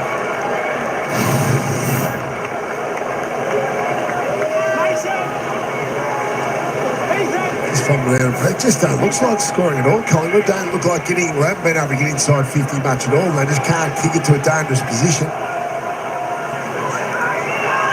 Cox takes it himself, but he's not that over the line. The other thing he used to talk about, Lee, was how many positions on the ground are you winning? Yeah, it's hard to find a Collingwood winner at their position. This is where when Reid, the young skinny against Cox, that's where they can get a little bit of advantage from this particular matchup. Mason Cox in for his 7th game of the season. Anderson under watch from Crisp. Noble in hope more than anything. Rioli trying to get it out, pretend he's getting it in. He did it pretty well.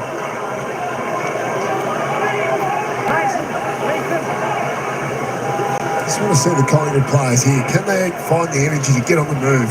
Just feel like they're in quicksand this quarter. Well, the supporters are all up here on holiday. It's a bit like the team is at the moment.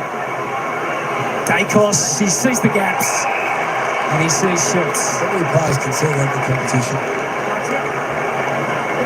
Unbelievable. I need just something special there. He's still a little bit proppy, but good enough. Has the creativity. Just see the player inside 50 there in his own. Beautiful kick. That little kick on the outside of his foot, that's not too many can actually control it, but he does it quite regularly. Amazing kick. 5 goals, 6 in 7 games. Between rounds 1 and 3 when he played his best footy. Disrupted season since, and you can see that kick just waning. It's their first score of the second term, but it's only a minor, and they still are goals. It's the worst Collingwood's played all year for a quarter. They've only had, we're up to now 14 inside 50s. 21's their lowest total in half of the season. Most points for half under Craig McRae's 17. So that's under threat, but Membry's got an opportunity here. After marking the Noble kick, they're going to work their way around here. Maynard, he's not far away from his range. Come back 5 metres from the mark usually, but I think he marked it well outside 50, the man on the marks. Fully wound. Braden Maynard, it's going to the line, but it's not on target. It's battered away for another behind.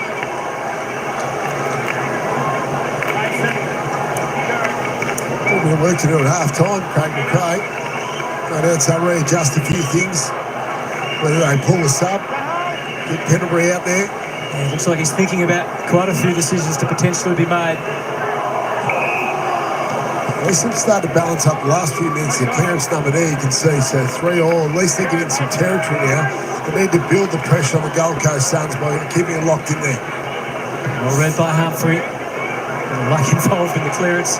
Butterick was able to be the equal of Markov. Now Perryman searching for Dacos, but Rioli in the area as well. Takes it out. We spoke about that sort of infectious enthusiasm that Collingwood tend to be generating.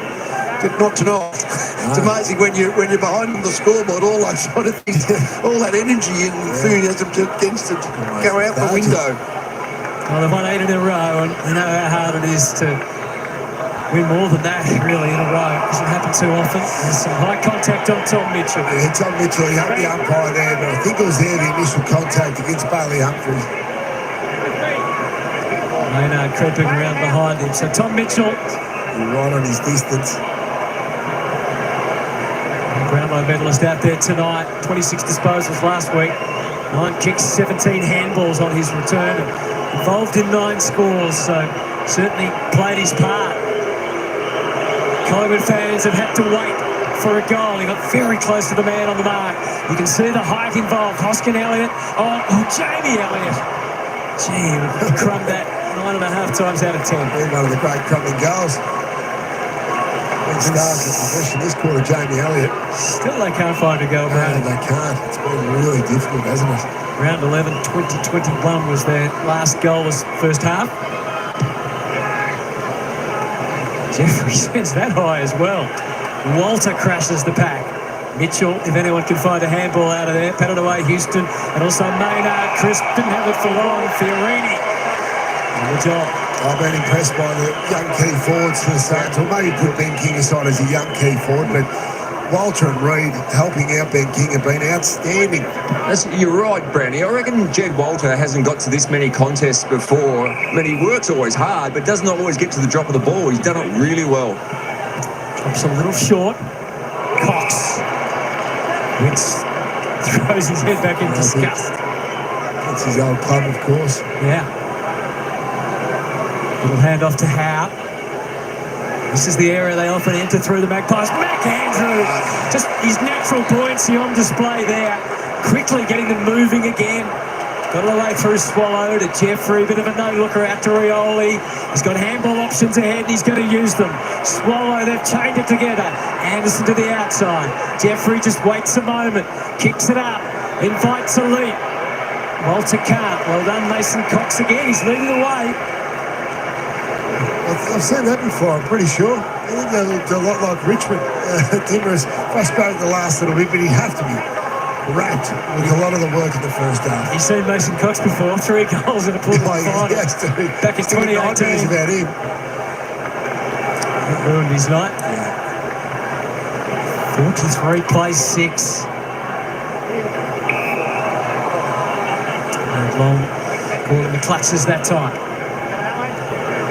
The blind movers, Gold Coast been strong this quarter. Anderson's had 8, Rouse had 7, Rioli 6. Dacos into a bounce. Well, he buys a bit of time to work out where next. Noble front position. Was he interfered with? No. Mitchell, again able to get the handball cleared of Markov. Whatever it takes from Hoskin Elliott. Bit of a challenge for the Suns defence to work out who's going to do what. And the young man, Adams, at least he won possession. He's kicked those, sends it back Collingwood's way. Hoskin Elliott, Dacos, through Mitchell, they're building. Josh Dacos couldn't quite initially. And Markov kept on running. And the former Sun has not paid the run. I guess he is. He's paid the 3. One umpire assessed it and said no. The other said his arm was held. So the 2 players that have exchanged clubs in many ways. Noble and Markov tangled. That's the good news for Collingwood. The bad news is Jeremy Howe's now gone down in the rooms with the doctor and the physio.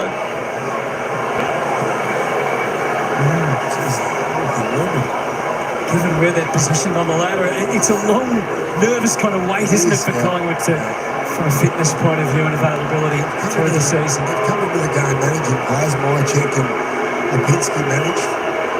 Oleg Markov, 28 games as a Gold Coast Sun. Famously became a Collingwood Premiership player. They cannot buy a goal. He's doing the out and out. 7 straight behinds. And Jeremy Howe, the latest in the medical room. Jeffrey just got enough on the kick. Awkward for Flanders. Brilliant pick up from Anderson.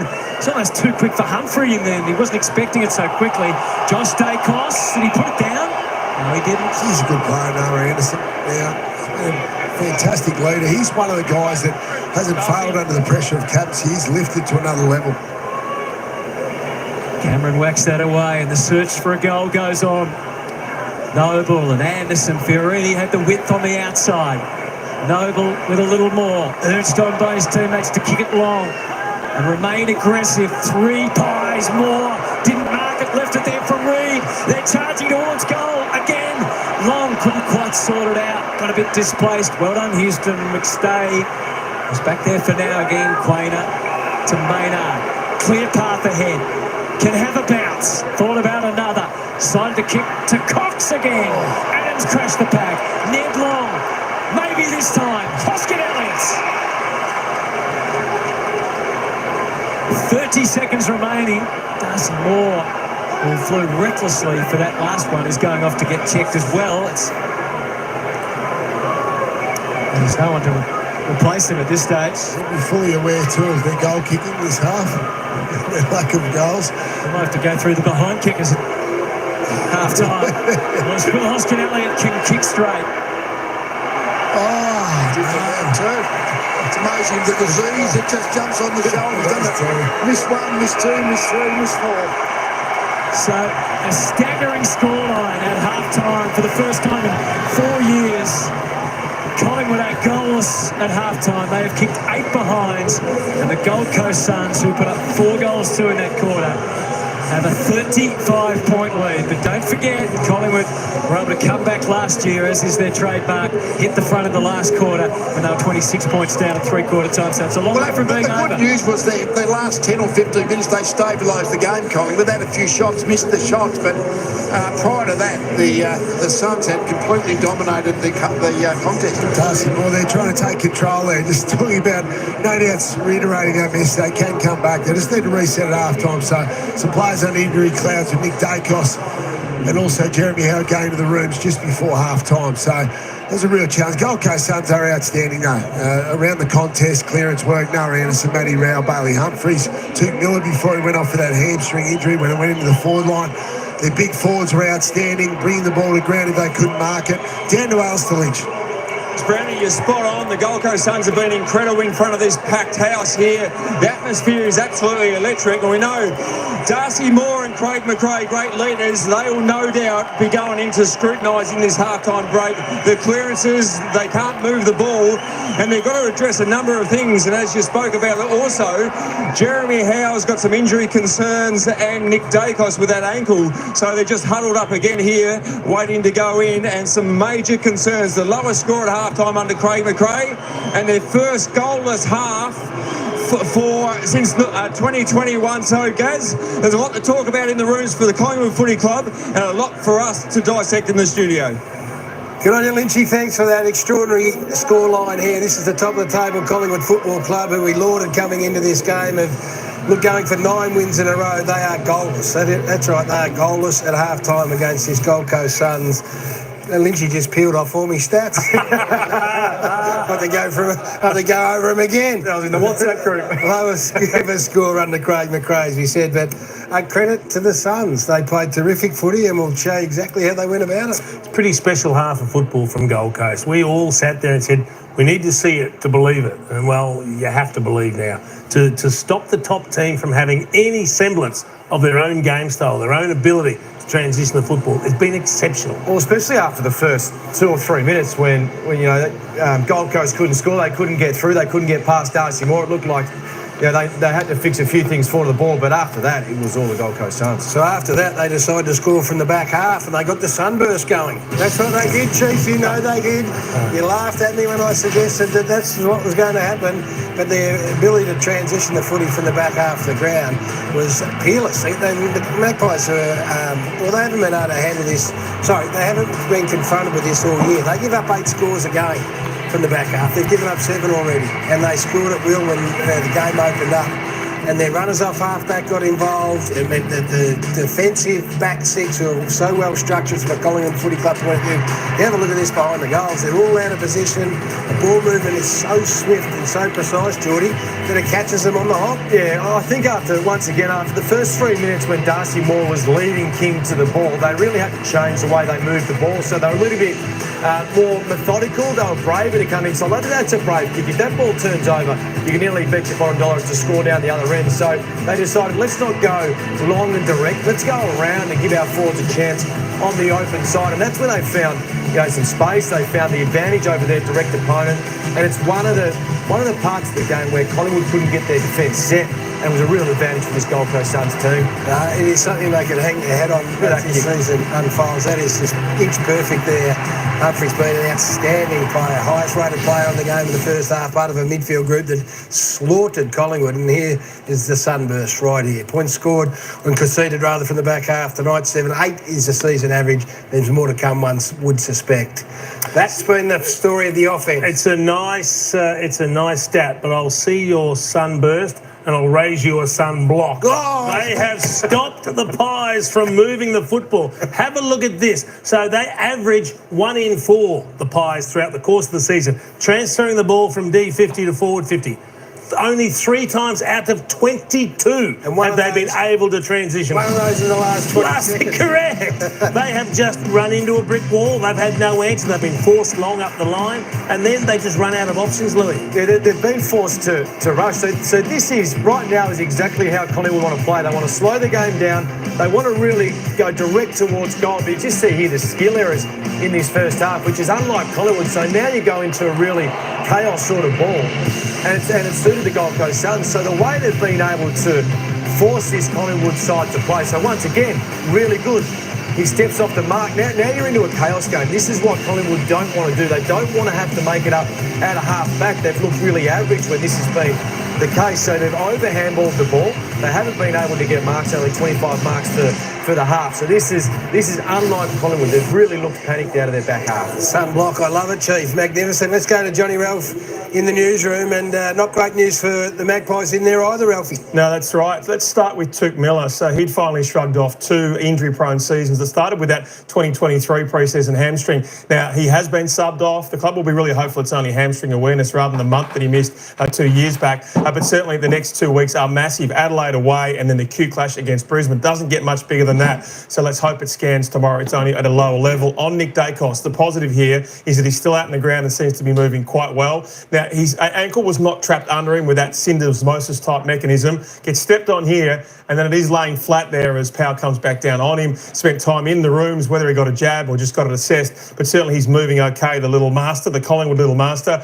and I'm just waiting for a Collingwood update, but no update yet in regards to Jeremy Howe and his concern. We'll see whether he comes out after half-time. Now, for the AFL, we're all hypersensitive to umpire contact, and it's certainly an incident that you would imagine that will be looked at, given Adam Cerra has just gone to the tribunal on Tuesday for his 4th incident. It does involve Matt Rowell, who already has 4 fines, and involves, of course, Nick Dacos. So the question the AFL would ask is Rowell pushing Dacos into the umpire, stays directly behind him to get some separation. I know we're all hypersensitive. I know that we're all really clutching at straws there, because what's your take on that one? Did he potentially cause that contact? We might even show you the Toby Green incident of earlier in the season where Rowell was fined for pushing Toby Green into the umpire, who trips him. He's a long way away from the umpire himself, but he is the one who is guilty of that contact. I know it's a troubling area, guys. What do you think about that incident tonight? We'll hear more. I didn't like it. I know there was minimal contact, Louis, but that could have been a lot worse. I was going to say, is there a level of contact? Like, does the umpire have to fall down to... That one would suggest that the level of contact doesn't need to be severe. But he falls down, yeah. That was a trip, kind of, wasn't it? Yeah. We've got to get to a break. We might talk about it more 10 grand. Post-game, yeah. Matt Rowell will be up for. Just get out of there, Matty. He's playing a magnificent game, as are the Gold Coast Suns. They lead at half-time by 35 points. All right, folks, there we go. Half-time. We'll be back with the commentators not too far away. T, how you going? Welcome in. The NRL have only done the State of Origin so far. We'll see. We'll think about it. We'll just see what days they're on, because normally I've got to try and do the AFL number 1. Get those games on here first, and if maybe they play a game during the week or something, I can do one of those. We'll just have to wait and see. Of course, I always like to see the Melbourne Storm do well, but even with the games, I like to have the audio going. So if I can watch the game and have the audio going like this, I think that's a lot better than just having the scoreboard up for the folks to sort of, I remember back in the old days where I couldn't watch it. I just used to listen to the games, have the radio on, a little bit like, like what's happening now. And it still used to be fantastic just to listen on in. So we'll see what happens. But I tell you what, in this game today, it's been 4 years, I think, the lowest score for the Magpies, goalless in the opening half. Can you believe it? As I was saying prior to the game, this is a game where I thought Collingwood might let this one slip. They're just looking a little bit slow, uncomposed. They're just a little bit lethargic out there. What more can you say? Gold Coast Suns have got plenty of run in their legs. The Gold Coast Suns actually look like the way Collingwood have been playing in recent weeks. So they're doing a good, but, make no mistake, folks, up there at People's First Stadium, the Gold Coast Suns are mighty hard to beat. They certainly lift a level or two playing up there at home. Of course, it would be a totally different story if this was an away game for the Gold Coast Suns, say at the MCG. Dealer, how you going? Dealer 10. Yeah, Pie's the best. As I was saying, most teams, they just have one of those games throughout the year and late in the year.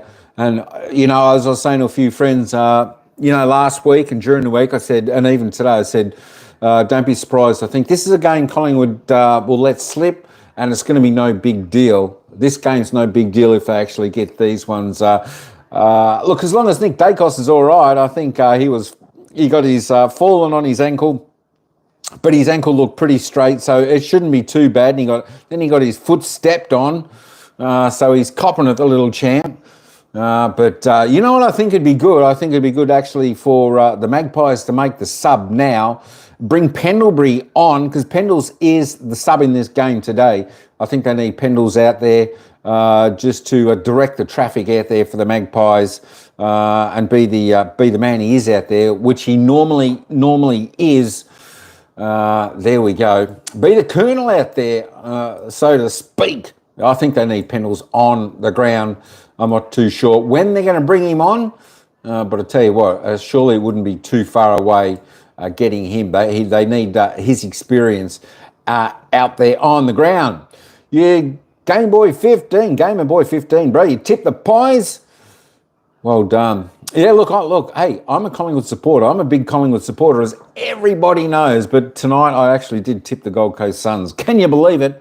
You might think that's a little bit crazy of me, but I just had a feeling about this game, and I just think, you know what, it doesn't really matter, because we have a look at the live ladder, and of course, as we see, the Gold Coast Suns they're going to cement themselves in the top 8. If I turn this live ladder on, they'll jump up to 5th, and of course, Collingwood this game won't really affect, because they're still a game and a half clear, plus that big percentage. Which the percentage probably doesn't really matter to against Brisbane because it's that half a game. So that's still like 2 games clear at the moment. But the game and a half clear of them. And then, what's that, 3 games clear? Somewhere there, 3 games clear, I think it is. Is that right? 12? Yeah, 3 games clear of Adelaide Crows. So shouldn't be too bad. Freo need to win. I was having a look at I was definitely having a look at the fixture today, Adrian, and unfortunately, you know what I'm thinking? I'm thinking Freo won't make it. Just looking at their fixture, they've got a pretty tough run home. Has a few of these sides. Freo got an extremely tough run home, and I was thinking the top 8 could be just about set where it is at the moment. I think Geelong will end up probably second on the ladder. That's my thinking. They've only got GWS Giants to play, and then every other team outside of the top 9 are the Cats, but that could hurt them going into the finals, not playing too many hard games. Let's just have a look at the goal scorers so far in the opening term. I tell you what, 5 goal scorers up until half time, and they are all from the Gold Coast Suns. Ben King, the only mouldable, 2 goals, 1 he's kicked from his 5 kicks. Matt Rowell, Daniel Rioli, Ethan Reid and Bailey Humphrey. Singles, you think 8th or 9th? Yeah, I tell you what, I don't know. I think they could. I really do think they're going to struggle. I think. Look, if I was a betting man, I'd probably want. I'd probably want $4 to $5 for Freo to even make 8th position. I think that's just the depth of the run home they've got is just super, super hard. There we go. Hey, mind you, so are some of the other teams. But the thing with that is these teams have got a game clear plus percentage. That's the other worry for Fremantle. Fremantle's percentage down there, 108.8. You know, you want to be up at minimum, up there about 118, 120, be up there in the 120% mark, or else it can bite you on the butt a little bit later on. Noah Anderson having a good game now. You know what? They're all having a good game, the Gold Coast Suns players. But Noah Anderson tops the table with 19, 15 5 kicks, 14 handballs, I should say. Couple tackles, 4 clearances. John Noble playing against his old side. He's having a ring-a-ding-ding game, 2-17 with a couple of clearances. Matty Rowell, stop positioning yourself behind the umpire. You're going to get suspended. They're going to end up doing that to him if he keeps getting there, hitting the umpires, pushing players into the umpire. He is definitely on notice for the Gold Coast Suns. But he's having a pretty good one, 15 disposals, 1 goal, 5 clearances, so doing his job well. Daniel Rioli on 15, Bailey Humphrey 13. The best 4, the Maggies, Josh Dacos and Cripps. Hang on. In any game. I thought we could hear the coach there, but the coach isn't. We can't hear him at the moment. There we go. Tom Mitchell, the old boy, on 12. Houston, a little bit quieter in that second term. Nick Dacos on 12. Sam Flanders on 12. Fioroni on 12 for the Suns as well. There we go. Cameron's having a little bit of a quiet night, just the 10 touches for him. Who else have we got there? Will Hoskin-Elliott, a little bit quiet. Had a shot on goal, just missed it. Unfortunate. Harry Perryman's not doing much there for the Magpies at all. Still side bottoms, just having a clanger of a game. Only the 6 disposals, 4 kicks, 2 kicks and 4 handballs. That is all. Yeah, there we go. Mason Cox, I tell you what, he hasn't done much tonight. I don't know whether there's really a place in the Collingwood side for Mason Cox. 6 touches, 14 hit-outs. I think Jared Witts has just about got the better of him. McAndrew, although he's only had the 5 disposals, he's coming across for the good spoils. I tell you what, you just can't kick it down towards him in the Collingwood's forward 50. This bloke's going to spoil. He's just too big, too athletic. He jumps too high. Jamie Elliott's trying hard. But they're doing the job on him as well. Just Mr. Crum, he's had 4 touches, 2 kicks, just a couple of behinds for him also. And, of course, Lockie Schultz, very quiet from him, as with David Swallow. Jared Witts, the other big ruckman, 3 touches, 18 hit-outs there. We have a look at the team stats. You know, I think Gold Coast will be pretty much in front in all aspects of the team stats, folks. I tell you what, come on, Pies in the second half. We want to see them lift. We want to see them get the first 5 goals of the third quarter. We want this game, win, lose or draw, we want to get this game back close and to be an exciting game. We don't want this game to blow out and be quite boring. We want this to be an exciting game, bring the crowd back into it and for everyone. There we go. It's about 56 plus disposals overall to the Gold Coast Suns. That's plus 24 kicks and 12 handball. Inside 50s, I tell you what, she's a little bit low on both sides.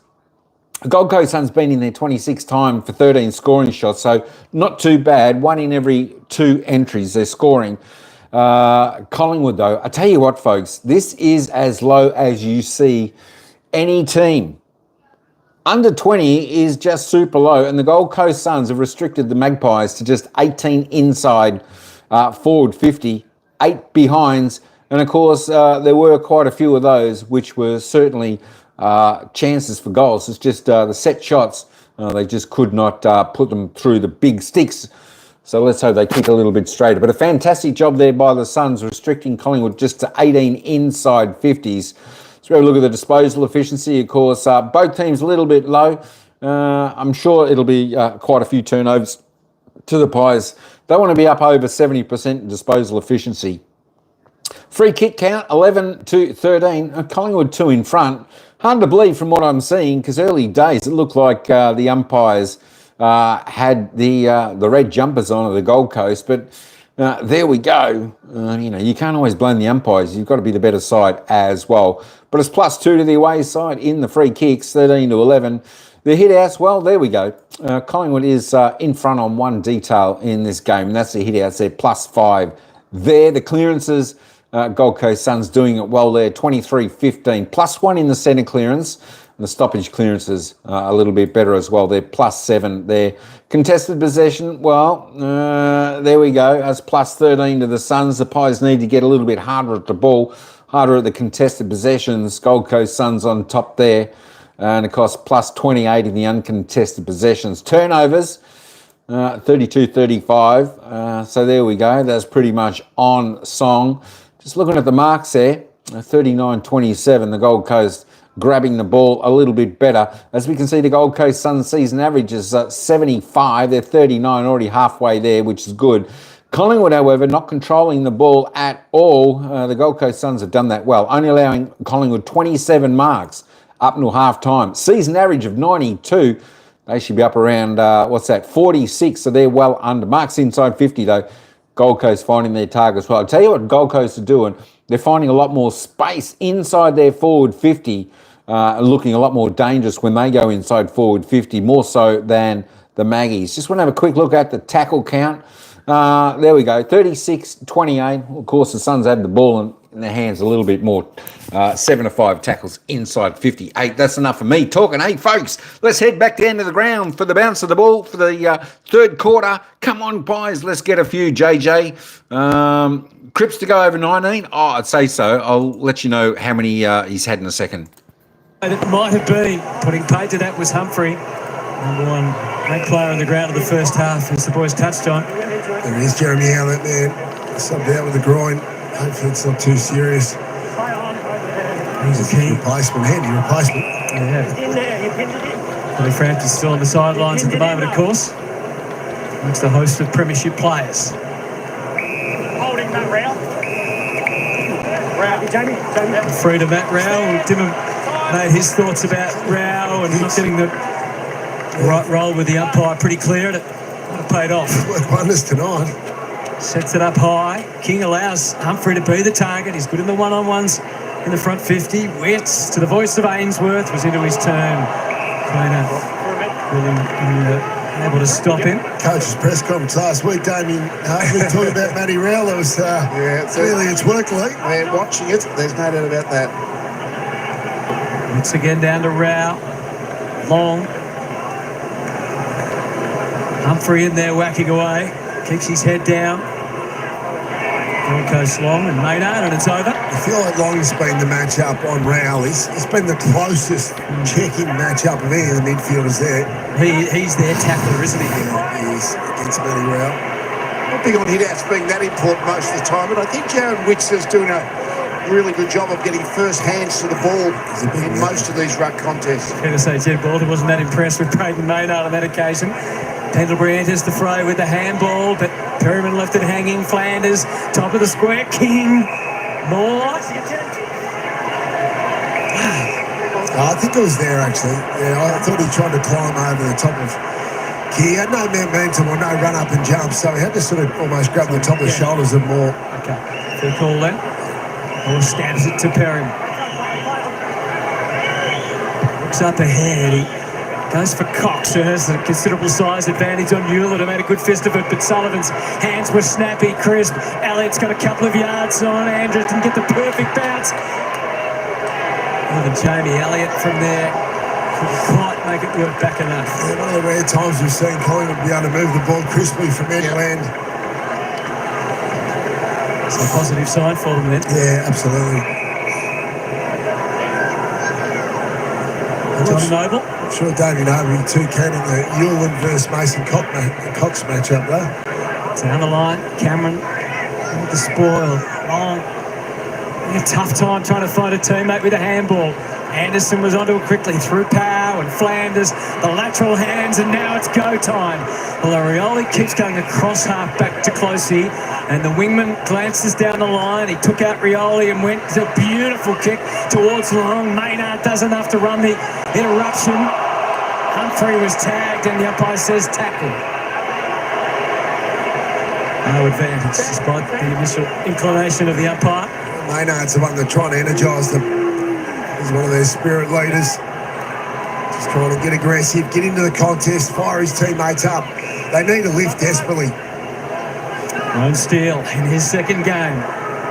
Debut on the MCG, the Bright Lights last week. Things are a little different tonight. Goes to Mason Cox, who's looked as likely as anyone up front for the Magpies. Membry's hands were excellent. And Scotty Pendlebury, even he can't kick a goal from 40 metres. That's what rubs off the man sitting on the bench. Oh, Chris is going to get back there. It's just a blatant unforced error there. We've seen a few of them from both teams coming out defence. It's one John Noble would like to have back. He's going to be important. He's been pretty good for him. Chris has had 14 disposals, but he and Nick Dacos are probably their two main overlap runners that can really get the ball flowing, which Collingwood have failed to do mostly so far. So Jack Crisp, even Jack Crisp. He can't even score. It's worse. Compounding, isn't it? Yeah, they're all infected. The Magpies. It's hard to believe, really. They've had a lot of longer shots. Yeah, they haven't had too many gimmies, but they've missed a lot of 30, 40 metre set shots. Noble for Walter. Houston. For Weller. Bucks lock up again. Cameron got the better of the tap. Anderson through his fingers. Pendlebury to Chris. Put the head down. Trying to tunnel through. Couldn't get past Rao. Fiorini. And now Walter. King versus Quainer down the line. That's a matchup they might like. Humphrey waiting. If it got through, it doesn't. It goes out instead.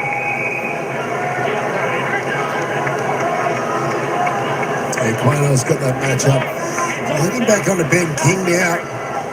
Here comes Darcy Moore, so crossing over. Get those matchups right. Maynard on to Jed Walter, which is definitely a mismatch there. Cameron broke clear. Batted back by Fiorini to Rao. All reflex stuff. Noble. Laid out in the tackle from Elliott. He gets a lot of first hands on the ball around the stop, just doesn't he, Rao? And sometimes he flicks it on, sometimes he runs clear. 17 touches, Rao. 20 for Anderson. 20 for Noble as well. Just his old team for the first time. His work rate's so impressive, that Rao. Like, he just sticks at it. Still cracking in. Anderson high for Walter. Moore got there just in the nick of time, and what a spoil it was. All of 25 metres. Smashing stuff from Darcy Moore. Jared, towards the centre. Well, he's not used to this sort of score. Looks up at the scoreboard. 6.5 minutes into the third quarter, and Collingwood are still goalless.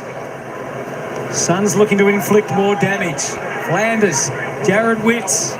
Humphrey versus Quainer. There's strength in the young man. Incredible strength, but Quainer, with help, took him down, and maybe a little lucky not to be penalised there. Every time the ball hits the ground, though, it's the Suns playing. Usually gets the ball first. Yeah, comes up with the ball. Holding, that Rao. Again. It's worked beautifully. Dimmer's press conference last week. He's put it on the agenda.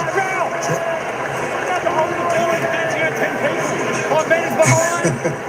5 metres behind. So let's have a look at this. And one arm around him, impede him just a bit. There's not a whole lot in it, but to be honest, I'm happy with umpires making it tough for the second bloke to the ball is not to impede the guy who wants to go at the contest, which is what Rowell is doing, and the Collingwood opponent is not. He set the tone for the night with the first of the evening, and he can do exactly the same here at the start of the third quarter.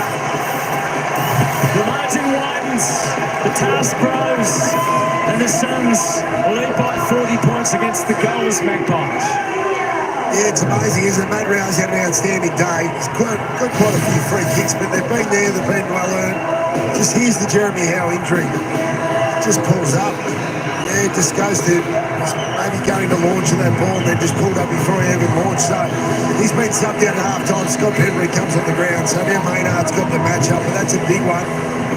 Hopefully that's not going to be a long term, but let's just watch the free. So Scott Penbury on Matt Rowe this time. It's just that arm grab. And the umpire was onside there. As soon as the umpire sees you reach around and grab the outside of the arm, which Scott Penbury did against Rowe, they'll blow that more often than not, especially if it's under the focus, like we've spoken about tonight. Such a fine line what you can do around the stoppages contact-wise, isn't it? 3 goals from free kicks for the Suns tonight. Out of the middle, the Dacos combination with Pendlebury. Noble goes to work again. He had to rush the handball, but he got it safely to Anderson. And again, Newland, careful but clever. Adams keeps them coming and they're away. Just waiting for it to bounce and a debate for Weller. King again a step behind Moore. Gee, pays for that one over the top a lot, Ben Kick. I mean, every now and again you get rewarded, but geez, 9 times out of 10 you got to come at the footy.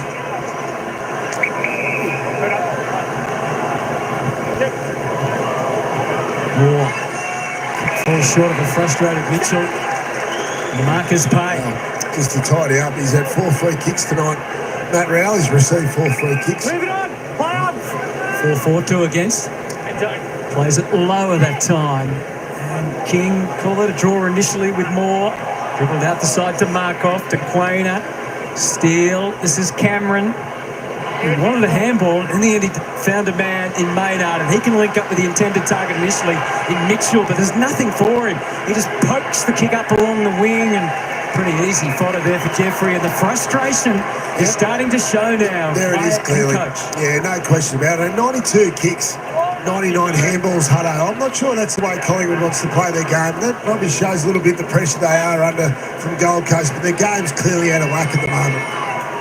It's the 2 losses, as we know, this year. The Magpies opening round up against GWS. They were smashed that day. And then the thriller against the Cats at the MCG.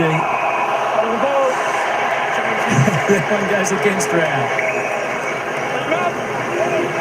To the acclaim of the Magpies fans. I don't like that one too much. Mitchell. It's obviously going to be a slow play, though, here for Tom Mitchell. Nothing really doing ahead. Stays boundary. Membry with that trademark 2-footed leap. Cox is down in the goal square with Schultz. Drifting is Crisp. Makes the decision. Dacos's. The frustrations are growing for the Magpie fans. Can this produce the long-awaited goal? Not immediately. Andrew. Good tackle from Elliott. Not that it's really their style, Collingwood, but they haven't even been able to get many uncontested marks. Just chip the ball around, let us get some sort of control. Yeah, they just haven't had much ball control at all, have they, really? A lot of the time just going to the contest, nothing better on. Now beats them to it, but couldn't take it with him. Dacos flings it out wide. Solid again. Actually clogging it. Mason, coming that way, guys.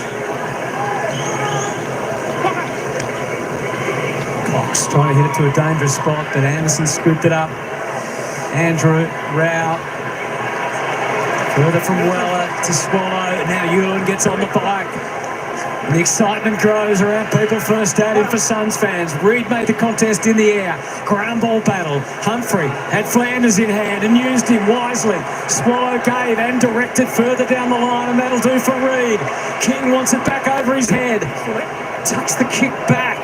Closey. He wasn't far off it either. It's still alive for the Suns. Side bottom. Defending grimly.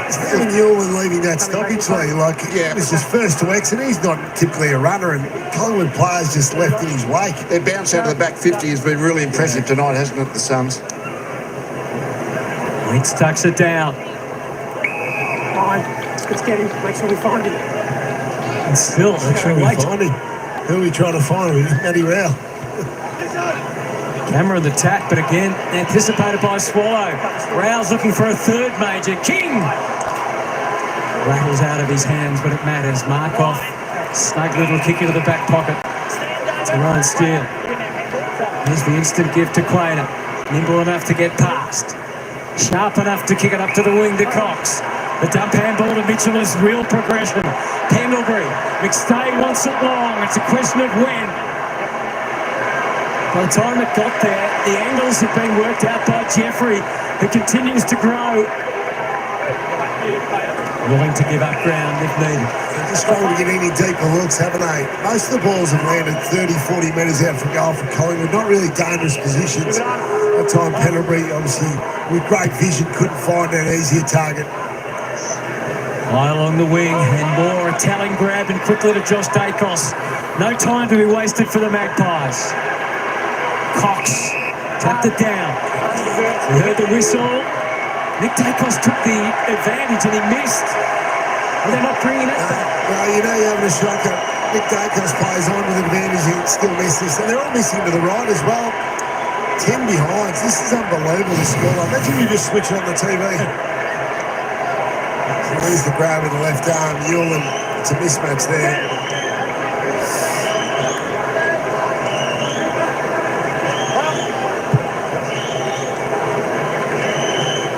Reed made a contest on Cameron.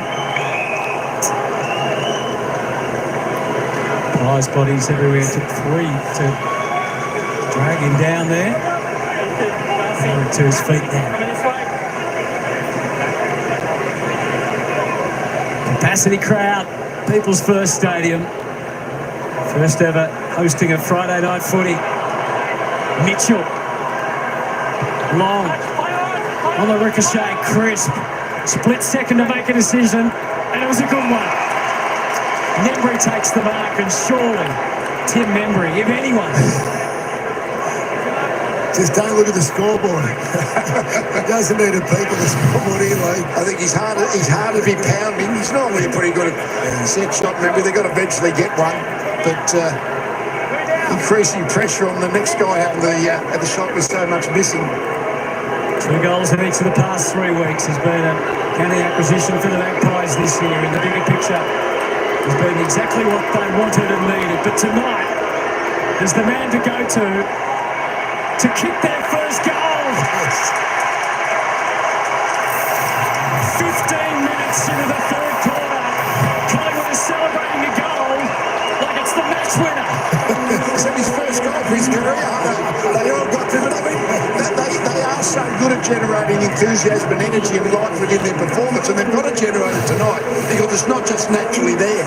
So running to make sure that they are acknowledging everything they're doing that's going to happen from now on is so critical. Yeah, it's got to be almost artificial, doesn't it? Absolutely. It becomes natural. Yeah. This is a great kick. Enormous amount of pressure on him. Just sneaks it in the left-hand goal post. They've had territory this quarter, so 9-6, they're winning the inside 50 count.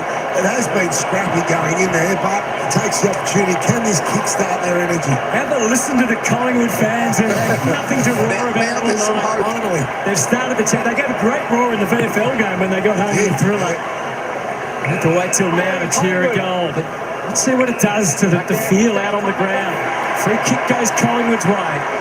Cameron decided not to give to Dacos. Heaves it deep. Elliott charges out. Wasn't sure whether to fly or not. Yulin got worked out of it. It's high. Free kick going the way of Fiorini. Just need to build pressure again, Collingwood. They need to get the next goal. So they can lock in this forward half. Build the pressure on the Suns defenders.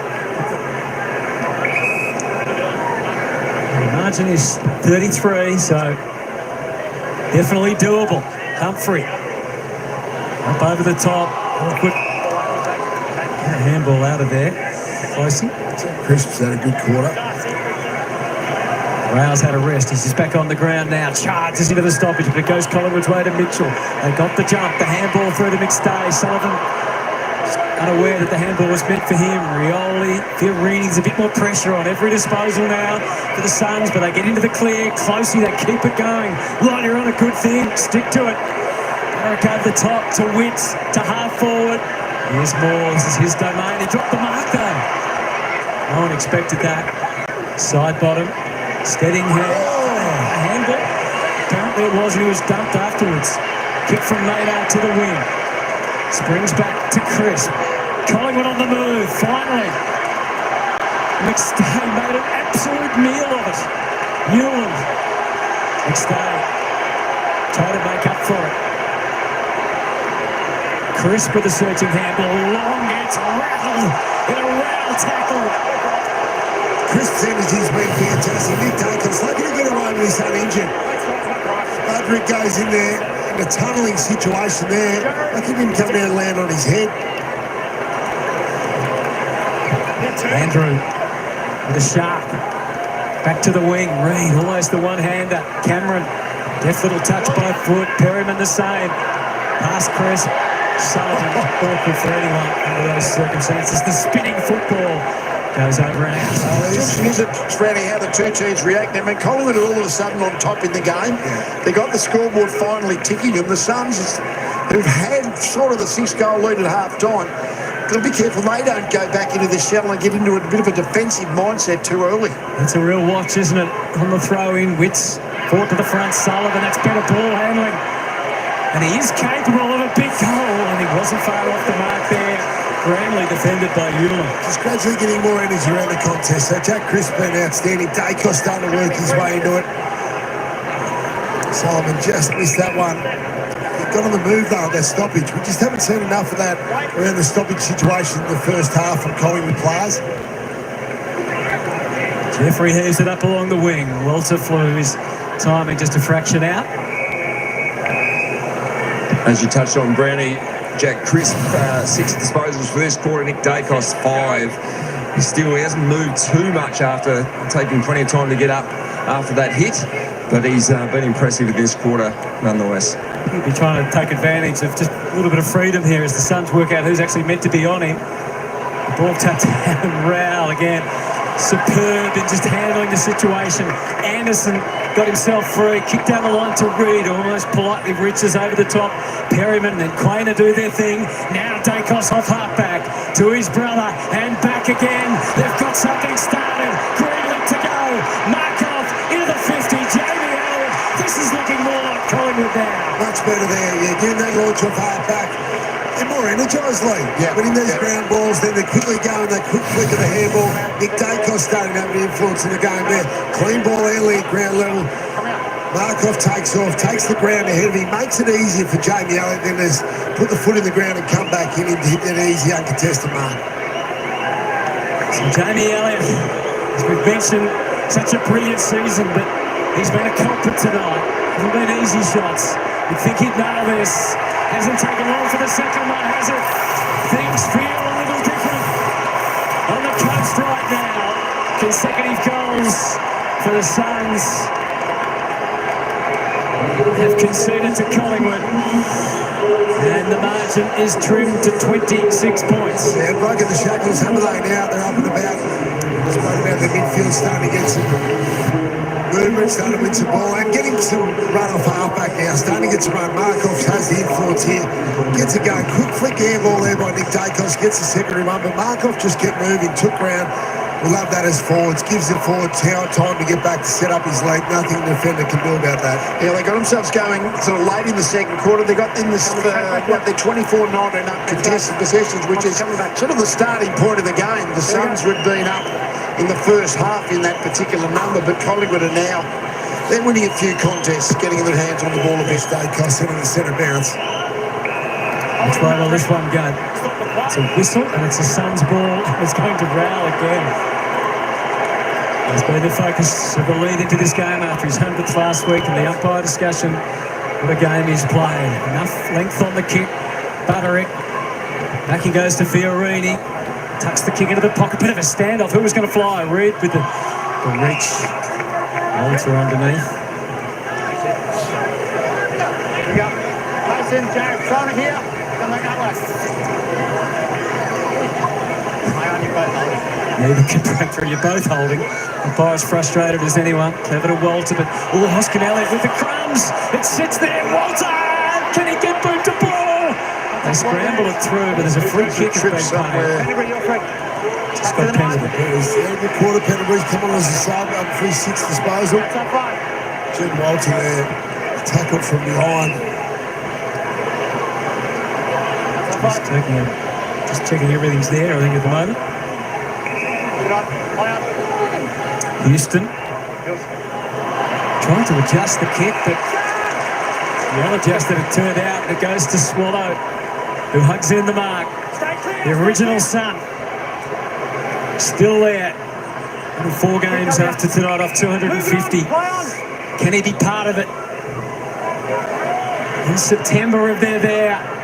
Butterick on the left boot. They are creeping. Every goal from here is so significant. It's under 5 the difference at the moment. Collingwood dodge a couple there. Perryman on the way out to Cox. He was concerned about Andrew, but he got him out of the way. Big Maso with the mark and a handball off to Josh Dacos. He swings the kick out to Markov. Steele can go. Kick up into the 50. Membry. Look at that kick by Josh Dacos. That was outstanding. Really expansive. Goes from one side of the ground to the other. Just whacked it across. Nothing the defenders can do about that. So he's gone into the centre bounce now, Josh Dacos, trying to give them some influence. Nick's had a really good quarter as well. Lovely kick almost on the outside of the boot there to Membry's favour. Kick by Steele. So Tim Membry, he too closing in on a milestone. This is game 195 for Tim Membry. He kicked there first. Can he repeat the dose? It's tight, but it's in. It was only a matter of time before the Magpies came. The question now is, how quick and hard will they come, and how will the Suns cope? They're energised now. You're right, the Suns need to respond. For the Collingwood crowd, they're in this game. That's what the players needed. Energised the back of that. Cox had a good quarter. He's been a good target. But Josh Dacos got into centre square now, Lee. Obviously for this reason. Get his kicking skills involved. Start getting the ball, switching it around. They've been able to run the ball through the middle of the ground 2 or 3 times in this third quarter, haven't they? They hardly did that in the first half. They generated a few shots, but now their forwards, Elliott and Membry, are able to use the angles to move off and get into those uncontested marking inside 50. 17 inside 50s this quarter, Collingwood, only 9 to the Suns.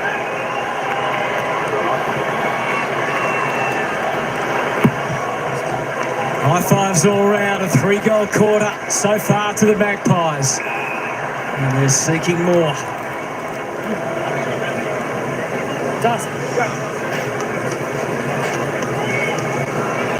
Inside 50 turnaround, as you can see in this quarter.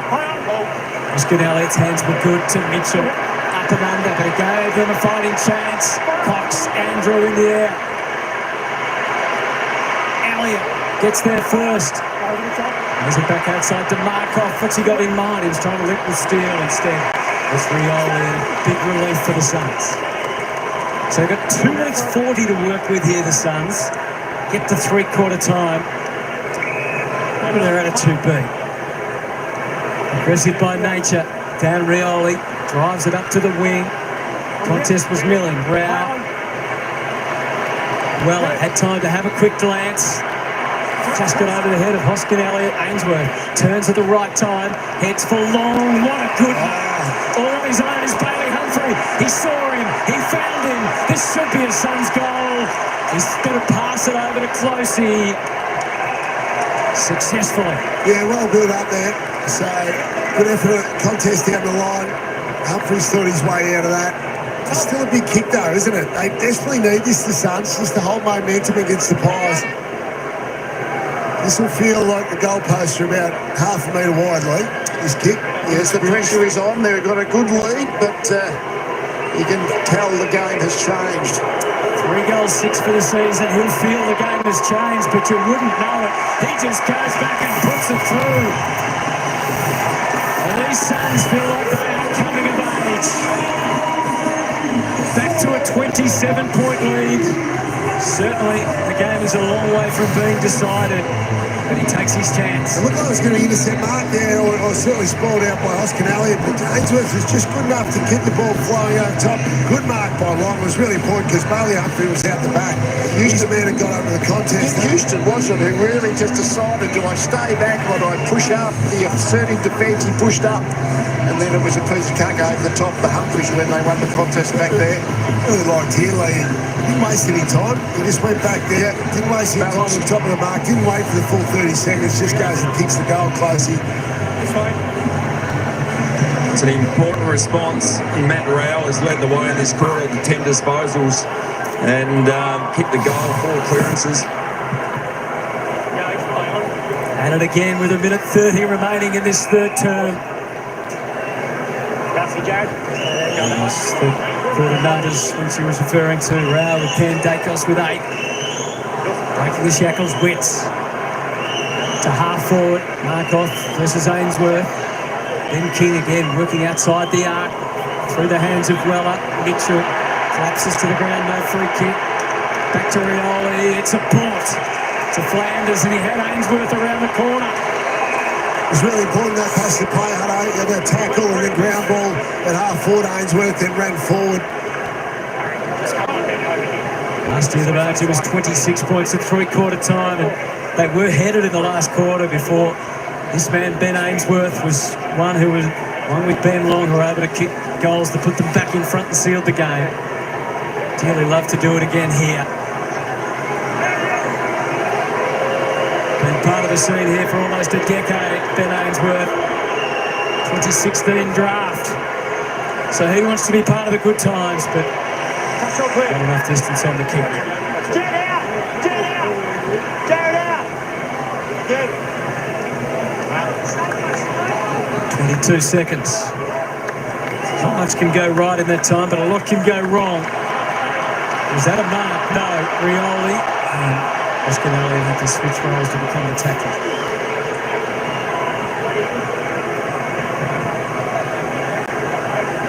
Well, it's been a good fight back for Collingwood. So coming to three-quarter time now. Craig McRae can sell hope. There's more energy here. The crowd's into the game. Third quarters have been their thing this year, the Magpies. They've been unbelievable. Percentage of over 200 in the quarters. So it's ebbs and flows as all games do, but it's been a good last 5 minutes by the Suns, hasn't it? Collingwood really had the momentum, kicked a few goals, got it going, got the goal, and looked like it stabilised the game. Rioli in the dying seconds to half forward. That'll be it for the third term. But at one stage it looked hard to know where Collingwood were going to find a goal, but they not just found one, they found 3. The Suns steadied and they have the lead, but 28 points gives the Pies a chance. We know what they can do in last quarters. Can they do it on this Friday night stage? It's been a bit of lit between both teams tonight. There's still some feeling right now. It's a huge night for football in southeast Queensland, and the Suns, the hosts, are playing their part. Can they go onward in the last quarter? Friday night footy on Fox. All right, there we go. Three-quarter time. The Magpies finally got a goal. There we go. 8-9-57, the Suns. 3-11-29, the Magpies. There we go. 28-point margin here at three-quarter time. Make no mistake, this game is still in the balance. 28 points is, I'll tell you what, that's a very gettable score. I'll tell you what, though, it was pretty good for the Gold Coast Suns. I'll be happy they got that late goal in that third term, just to stretch it out from the 23 to the 28 margin. Yeah, they like the third quarter, second half comebacks, that's it. But this game, well, this game is the Suns to lose. That is for sure. I tell you what, it's going to be exciting if the Pies kick the first 2. The pressure will be right on both sides then. 3 goals, 3 in the third term to the Magpies. 2 goals, 2 to the Gold Coast Suns. I tell you what, at least they finally kicked a goal. And it only took the Magpies there it was, 15 and three-quarter minute mark into the third term before they finally got their first goal. Got a little bit of life back into the game. I'm not sure whether Crisp went off. He was certainly piling on the possessions. All right, let's duck over and have a look at the goal scorers. We've got a few multiples out there at the moment. Of course, for The Suns, Matt Rowell has kicked 2. Ben King also 2. Rioli, Reid and Closey are singles with Humphrey for the Suns. For the Magpies, there's just 2 goal scorers out there. Tim Membry with 2. Jamie Elliott, 1 goal, 3. A little bit skew off the boot. The ball magnet, though, Matt Rowell, he's having a pretty good game there for the Suns. 25 touches, 12 and 13, 9 clearances, 8 tackles, 2 goals, 1. Probably best on ground so far. Johnny Noble, Anderson, 24. Nick Dacos, best for the Pies out there. 21 touches, 4 clearances. Jack Crisp, there we go. He's on 19. JJ, he's already on 19 disposals. 10 kicks, 9 handballs, 7 tackles, 5 clearances for Jack Crisp. Had a shot or 2 a goal.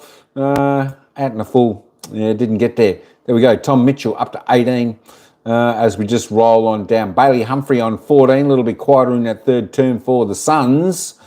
Who else we got down there? Closey on 12 there for the Suns. Perryman on just on 11. Tell you what, he's had a quiet game. Tuke Miller, he was subbed off there for the Gold Coast Suns. He's got subbed off on 11. There we go. Still a lot of players need to live for the Magpies if they want to get this job done.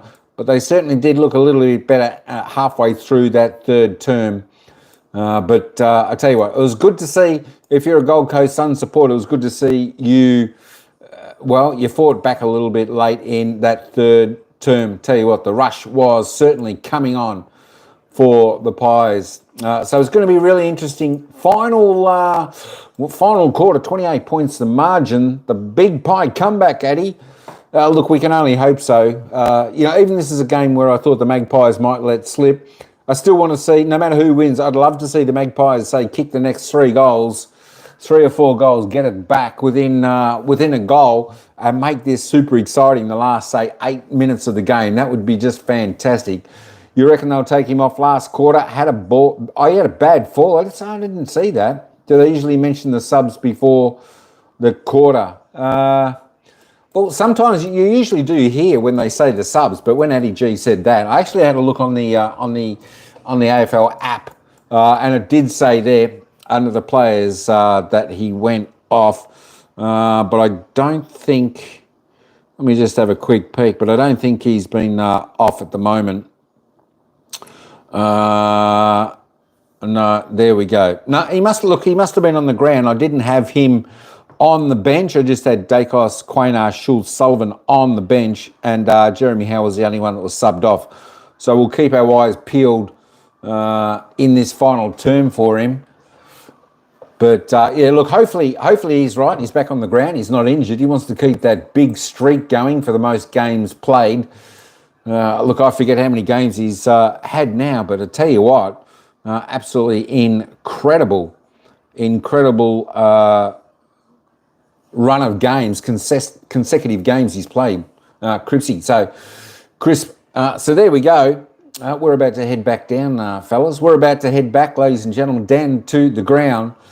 Whereas 8-9-57, the Suns, 3-11-29, the Pies, as I said, 28-point margin. Now let's head down to Lynchy on the ground, and then he'll take us into the bounce of the ball for the final quarter.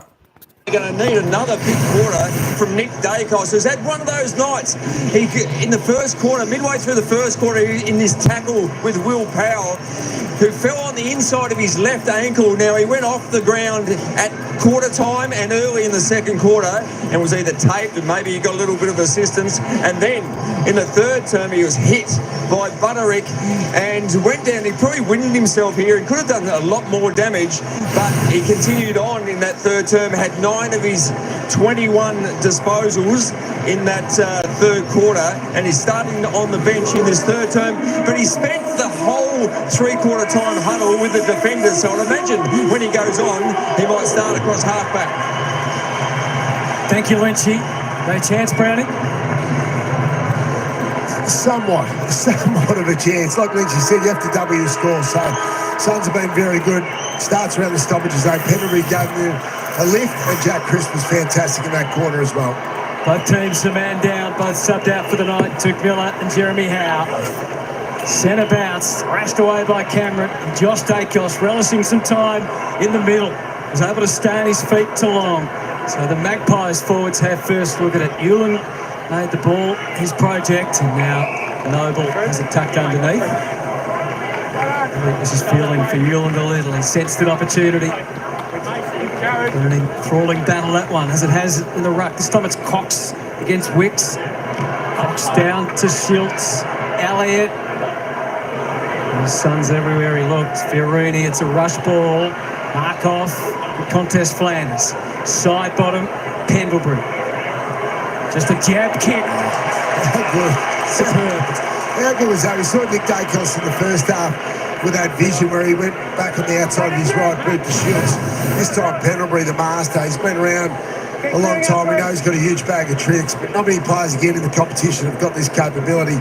Needs this goal. If they kick this first goal, they're well and truly in it, and the crowd is definitely in it. The Collingwood army will lift.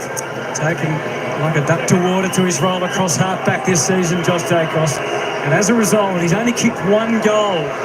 He's at the Gabba against Brisbane, so he doesn't mind having a shot in Queensland.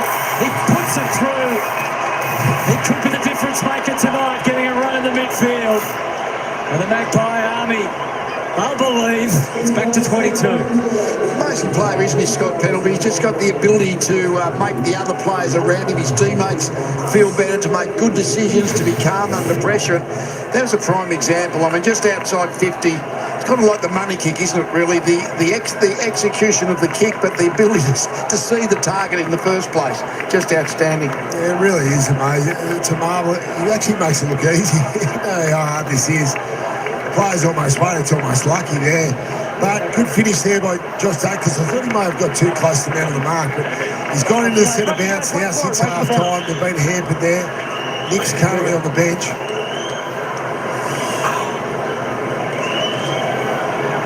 He'll be itching to get back out there as well. Josh Dacos again, the threading handball to Pendlebury. Put it out in front of Sullivan. The invitation was there to run. Collects it just inside the line. It gets a little closer. Newland and Jeffrey. Not easy for anyone to tap. Is that we watch these games and we know that Collingwood have earned the credibility of handling pressure. Backhand the Suns. This is a real pressure situation for the Suns. I mean, they've got the 4-goal margin thereabouts, but all of a sudden the tide of the game's turned against them a little. Sullivan on the move, took it, and then was taken by Rioli. Worked well with Weller. Got away initially from Long. He had to make two. Steele, the fumble, allowed the Suns in. Well, I knew where there was help, and it was good help from Anderson. Number one for handballs meter gained in the competition, but he's turned this over. Turned it to the Magpies. Is the tide starting to turn? Adams belts it away, but straight to Schiltz, and still they come. Chris Butterworth! Buttering, the tackling hero. Lucky is there too, because Jack Crispin had a pretty straightforward shot at goal, so he rushes down there. Good effort by Budrick. That's what he's in the team for. That pressure, high half forward. Yeah. Very high half forward. Which way do they try and play here, the Suns? Noble. Protection for Moore. Pendlebury instantly onto the boot. Crisp found a way to get forward to Shields. He knew when to turn and get out the other side. Stays balanced. Josh Dacos at the last possible moment. Kicks it for Elliott. Had a quick look around. Knew he could safely take the mark. And now the threat is real. How good's Josh Dacos been going into the centre square there? Been outstanding. His energy around the ball. Umpire straightening him up there. Pendlebury's been great, and Jack Crisp as well. They've been the three. Puts through his second.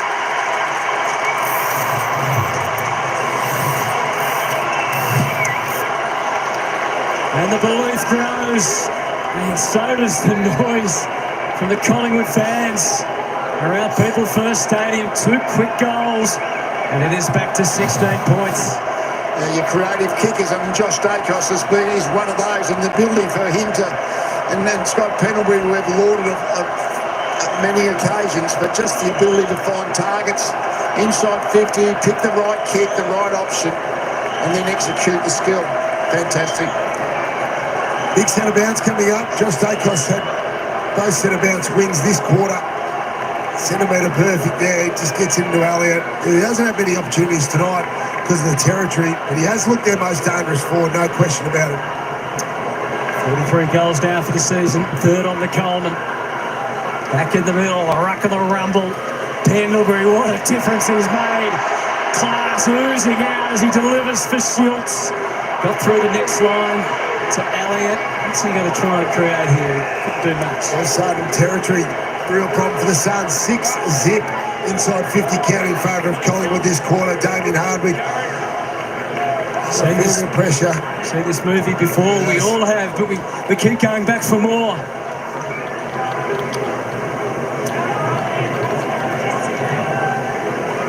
Exchange of positions from the ruck. Witts trying to tap it defensively.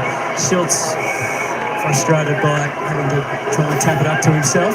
Nick Dacos, you'll see, still on the bench there. He's trying to get on the ground. Missed the last rotation. Maynard come off, and it looked like he was going to replace him, but then a late-minute decision, so it looks like he'll wait now and try to get back into the midfield or forward line. Josh Dacos. Was it tackle? Yes, he was. He was on the move, and they just couldn't resist. Everyone could see the threat he was posing.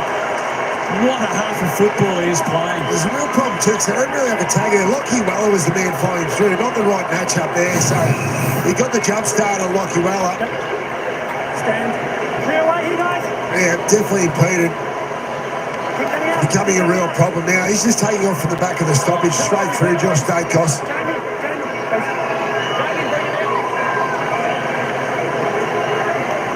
It took them 2.5 quarters to kick their first goal.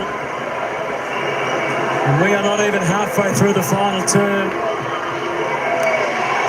And they've got 6. He's got 2 of them. And unbelievably, it is a 10-point ball game. The Collingwood fans might as well have stayed on the bench for the first half. Had an extra serve, caught an extra wave. That's right. The second half is where it's at for the Pies. And they are coming very quickly. Yeah, and they've just stopped the scoring by the Suns completely, which is when you've got the sort of 6-goal margin to make up. Basically, you can't allow the opposition to be kicking you 5 or 6 goals in the second half, which they've kept them to 2. And all of a sudden, they're starting to win the ball out of the centre bounces. And really, the Suns just now, Suns look off the pace, which is what Collingwood looked like for that first quarter and a half. Reactive, aren't they? Need to put a circle around Josh Dacos in this centre bounce. He'll come from the back again. Mitchell was keeping Rao occupied too. He's laid 9 tackles in this game, Tom Mitchell. He's starting in the defensive position, Josh Dacos, and just getting on the run, getting on the move. Now fights back to half forward Humphrey. Free kick to Houston. Markov seizes on the advantage through Mitchell. Steele to pokey ball, but a good one nonetheless. McStay pleading for 50.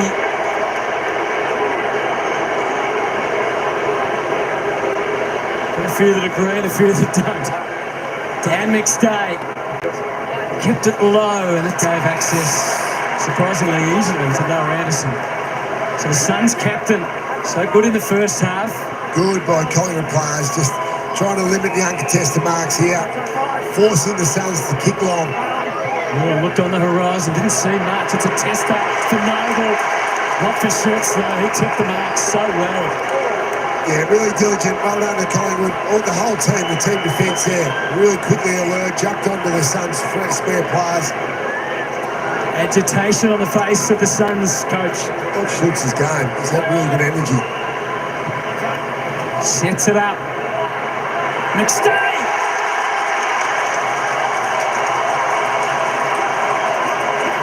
I love the kick. Brilliant kick there by Schultz. Put it to the favourite side there. Dan McStay gets the run. Gets the mismatch against Jeffrey there. It's a beautiful kick. You love this as forwards. Dan McStay got a strong set of hands there. That's clearly a set kick. Been cruelled by injury, made the decision, of course, to leave the lines in search of a flag. And that'll be part of it for the Pies. All the lines. Oh, it's extraordinary.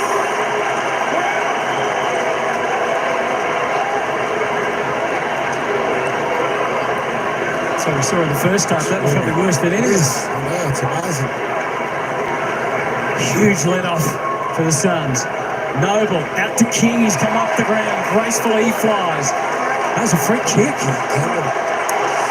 Holding against Wits. Not impressed, big Witsy. Cameron. Oh, lucky shots. Standing much taller than he looks at the moment. There's not much of it, but he's had 7 scoring goals, only 8 disposals. Really good energy though, so defensive pressure. There's the free kick, the arm wrap around there by Jared Witts on Darcy Cameron. He hasn't been able to quite get right yet as the goal kicking. 40 metres out. Oh, they're going to be hard to stop, aren't they? They really are. Shields kicks another. Deafening response. They've travelled so far and filled the stands. They don't travel that often. They're pretty comfy couches in the MCG, but they play well. They're on the road. Any excuse to travel in the Gold Coast in the middle of winter. 20 degrees, beautiful day. Lucky Shields has been good today. And the happiest man on the field right now is Dan McStay. After that sitter about 30 seconds ago, Lee, but the pressure just becoming overwhelming. It is overwhelming now for the Suns because they had a match-winning lead. But as you said, Huddo, we've seen this before only 12 months or so ago, didn't they? When they had a big lead and Collingwood were able to run them down, but they got the last goal again. So this is where the regrouping needs to come from. And it starts around them. They need these centre-ins clearances because just at the moment, Rouse dropped out of the game, Anson's dropped out of the game. Important to depart. Wins the tap, but that's only the first part.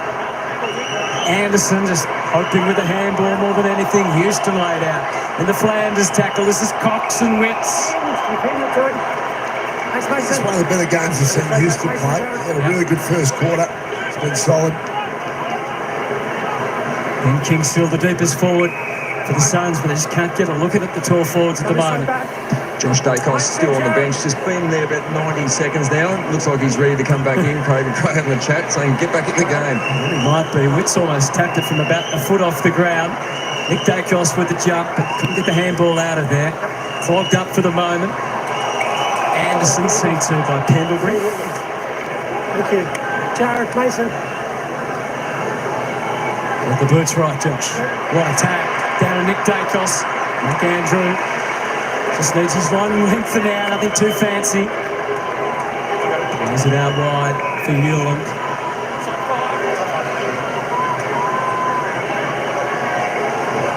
Corridor kick. And turns it down. Takes the meterage. Good fight from Cox and Witts. Fiorini. And they last are inside 50 more. Prime position. King does it. They're still up for it. Hayes Wilcott for long. Will Hoskin Elliott. Tread every step with him. Got it to Kleiner. Snapped it off the outside. Schultz v. Rioli. McStay. Good tackle, Dan Rioli. Dacos picked it up and created for Pendlebury. Through the middle. Houston. J.D. Elliott.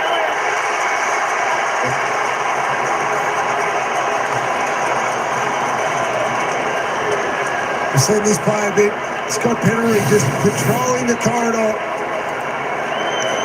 The old Riley veteran, they always know Pendlebury's going to be back in there. They get it back there, makes the right decision in Houston, hits the target. This man has been the best forward tonight. They have kicked the last 4 goals. The lead at one stage that seemed insurmountable. For 2.5 quarters, they couldn't even kick a goal. Now they're in front. Now they are in front.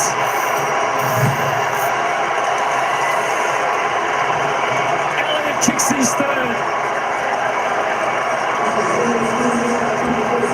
What a night we have. And the best part is still to come. It's been brilliant, this last 20 minutes of football by the Pies. The other crowd's voluntarily into it, so they get moving from Harvey. Just gets his boot to the ball, Dan McStay. That's why I wasn't holding the ball for a kick. Little champion, Nick Dacos, been outstanding along with his brother in the second half. the penalty, just always patrolling that corridor, just up and down the corridor. They know he's going to be there. He gets the ball and then puts in Jamie Elliott's hands, who I think is the best set shot for goal in the competition, especially under pressure. Now the strange things for the Suns, I mean, halfway through the last quarter, so there's probably 15 minutes to go. The lead preservation is gone. Now they've got to actually attack and find a way to score. Sometimes I just go back into that defending the lead mode too early without even knowing it. Biggest lead was 40. Well, that has evaporated. Fiorini, Flanders didn't seem quite sure. Ethan Reid, full of reach. Ainsworth back to Swallow into the pocket. So close for Ben Lawton. He's got the free.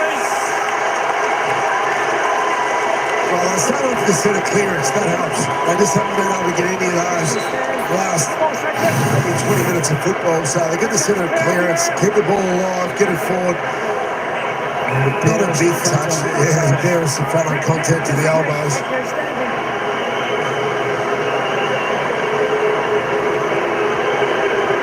Been such a great pickup for the Gold Coast Suns. But this is big. And he's big time. Suns back in front. The drums.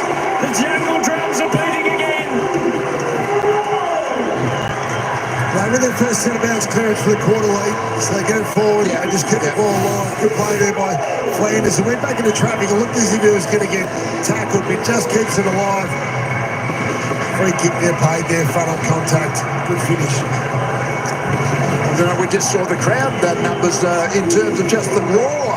I thought the Collingwood roar was a bit louder than the Suns roar, Brandy. I think there's plenty of black and white in the stadium, so it's amazing how much the big Collingwood army travels. So just always interesting in just that deep down subconscious psychology of what's going on within the game. So now the Suns got a little bit of impetus again. Doing it out, Tuke Miller. Suns back by 3. Josh Dacos back out there. Then Anderson straight out of the middle. Puts it to Waller. Keeps on going. The captain!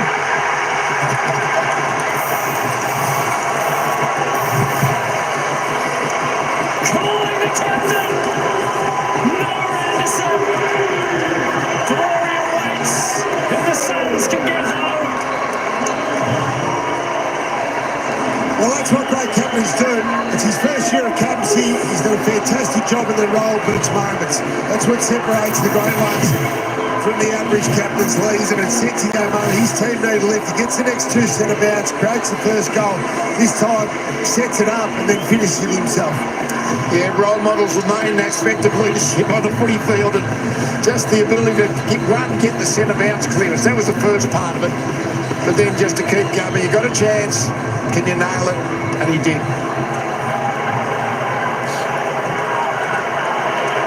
Wow. What sort of statement is that from Noah Anderson and the Gold Coast Suns?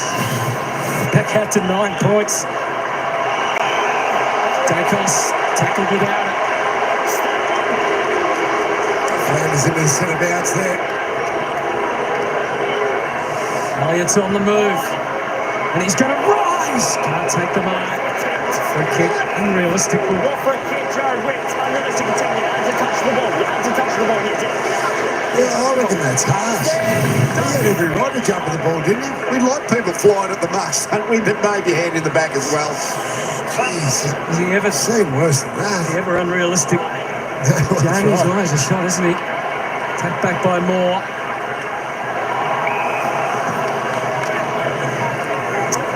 We've reached the midpoint of the final quarter. What's behind? Turned into a great game of footy, Hutto. It is. Sullivan brilliantly brought down by Fiorini. A good season, Braden Fiorini. Pressure, one of his main weapons out there on the wing. Gets some outright midfield time as well. Loops the kick to half forward. Collingwood look well set. Dacos to Hoskin Elliott. Back in defence. As they've had to readjust during the night. That one's on the full. I've seen back there too often these days. No, he's back there with Howe's injury. Plenty of footy in the back half in his career. He's not happy with that. Pressure from Matty Rao. Back to Fiorini again. Possession 21 coming up.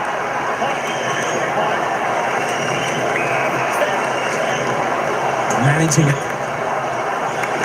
Far too early to manage it. Manage it's about a 2-minute thing, I reckon, in a game of footy. Yet they've got to just try to kick goals and score. That's the way to win the game. Searching for King. Cameron's so good at those intercept marks, but does he quite hang on this occasion? A bit stopped there. He thought his opponent had taken the mark.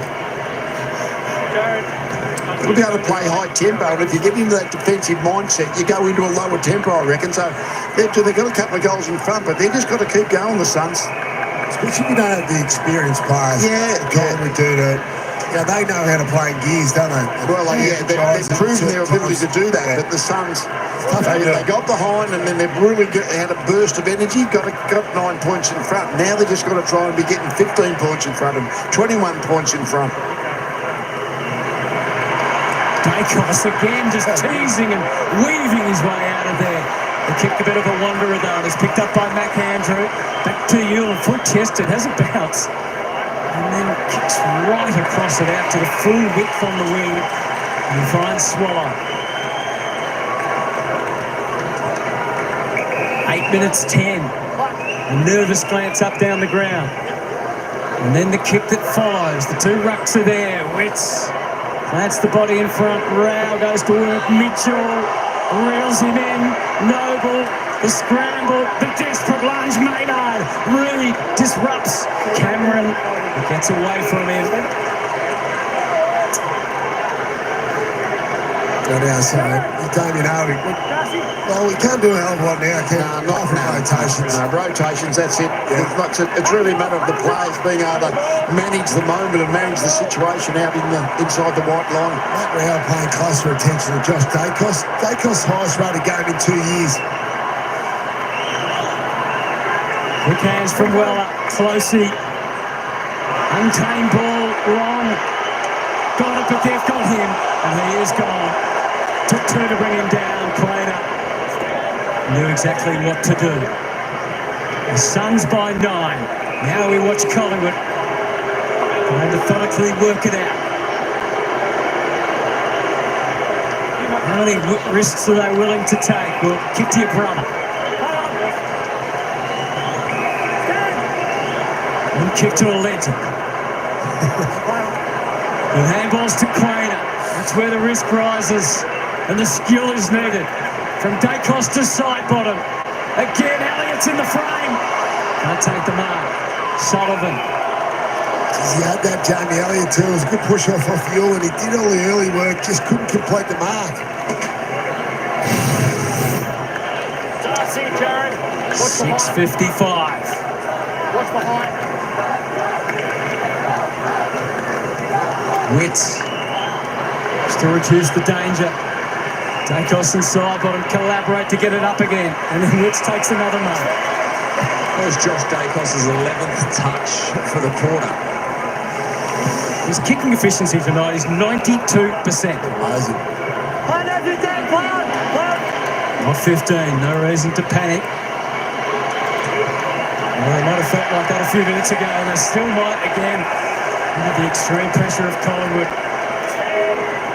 Noble sends it into the crowd. His 29th disposal for the evening. Will Hoskin Elliott. No rush just yet. You can see where the numbers have congregated, about 40 metres out.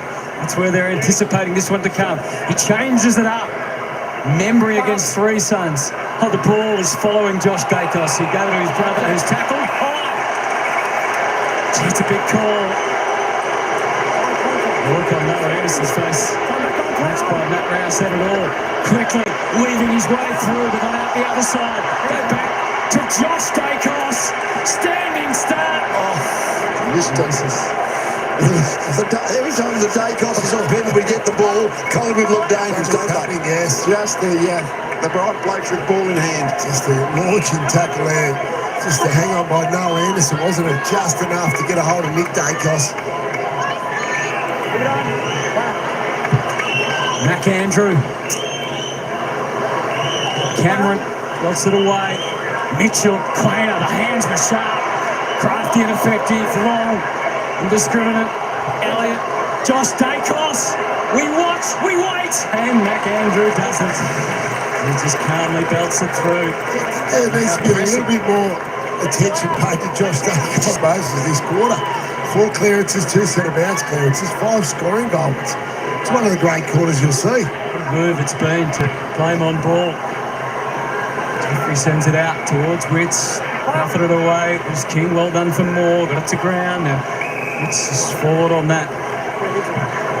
It's just where a player like Tuke Miller hurts Gold Coast Suns being off the ground. Yeah, he's a guy that can play a negative role if required. Started his career as a tagger.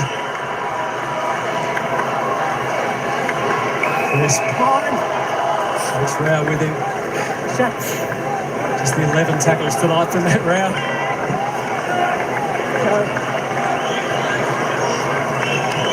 7 points the margin. Pendlebury. Anderson was a blind handball, went to Crisp. Brown just casually lays his 12th tackle. Says, I've got you, mate. And they've got to try and spread the ball wide. They've just got it going down the line this run. So if they can spread it, that's what they should do. You can feel the tension now. Yeah. They can feel it out there. You can feel it up here. I'm sure you can see it, feel it at home. Kick to the wing. Just fighting the Pies to win it back, which they do. Dacos, penalty, Houston, all dangerous. All so dangerous. Ned Long. McAndrew's kick there. Trying to find a Suns to play a teammate. Will Powell in between 4 Collingwood players. That wasn't the kick to put have a crack out of that stage of the game. Just over 22,000, just a little short of the record. But all eyes turn to Ned Long. Actually miss. One of a few chances here of late, as they did in the first half. But it's an even goal in it now. 4 minutes left. Newland gives it everything he's got. Walter almost. Rouse somehow all along.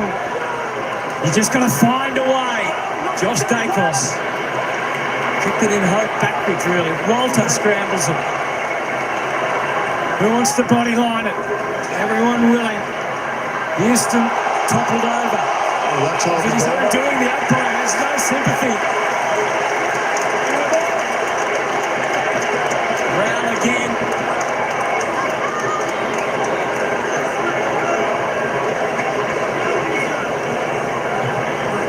Deep into the pocket. King! No. Cameron instant handball. Chris knew not to take possession.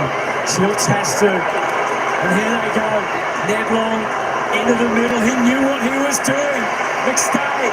Member is bolted forward. So Sidebottom will have targets here. Down to 3 minutes. Sidebottom to the middle. To Pendlebury. Ned Long has kept on running deep. Pendlebury wants to make it a choice kick. Well, he wants to steal Sidebottom to do that instead. Round they go.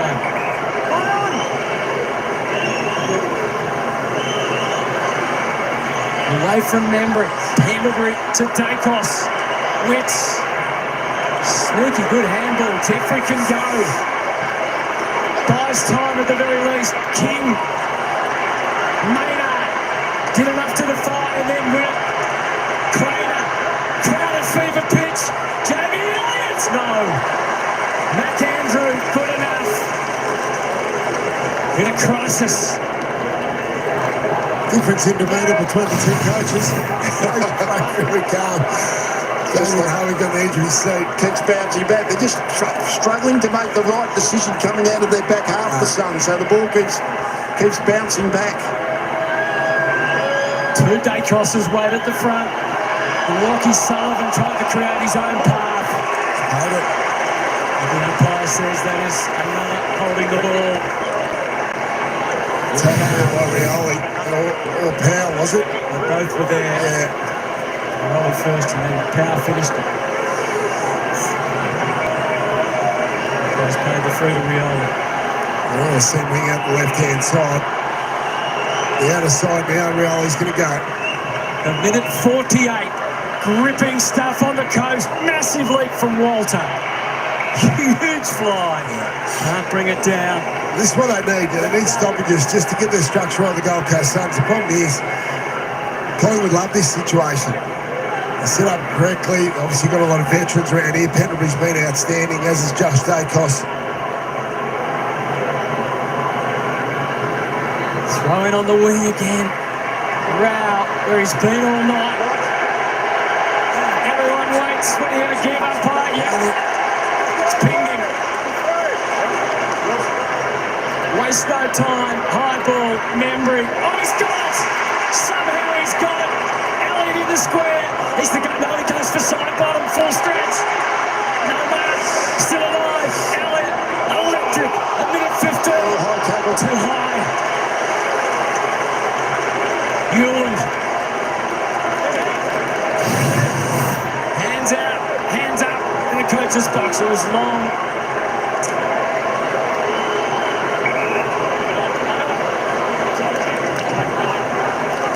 Heaves it out to the wing. 54 seconds remaining.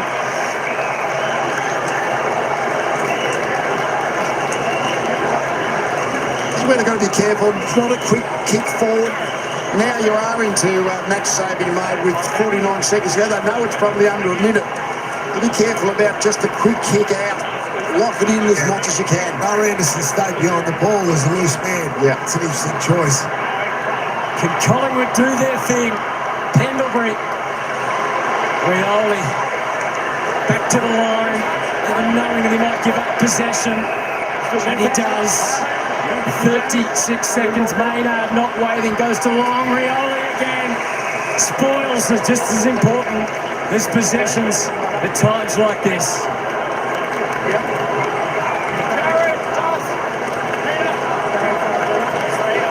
So I see Anderson really directing traffic there.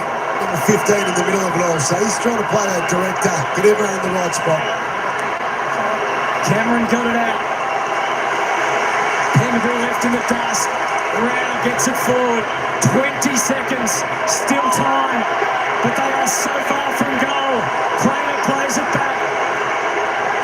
Houston gives them the chance. It could be gone now. It could be gone. Long knocks it away. 6 seconds.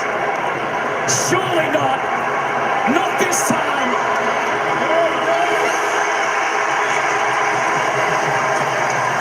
Friday night fits perfectly on the coast.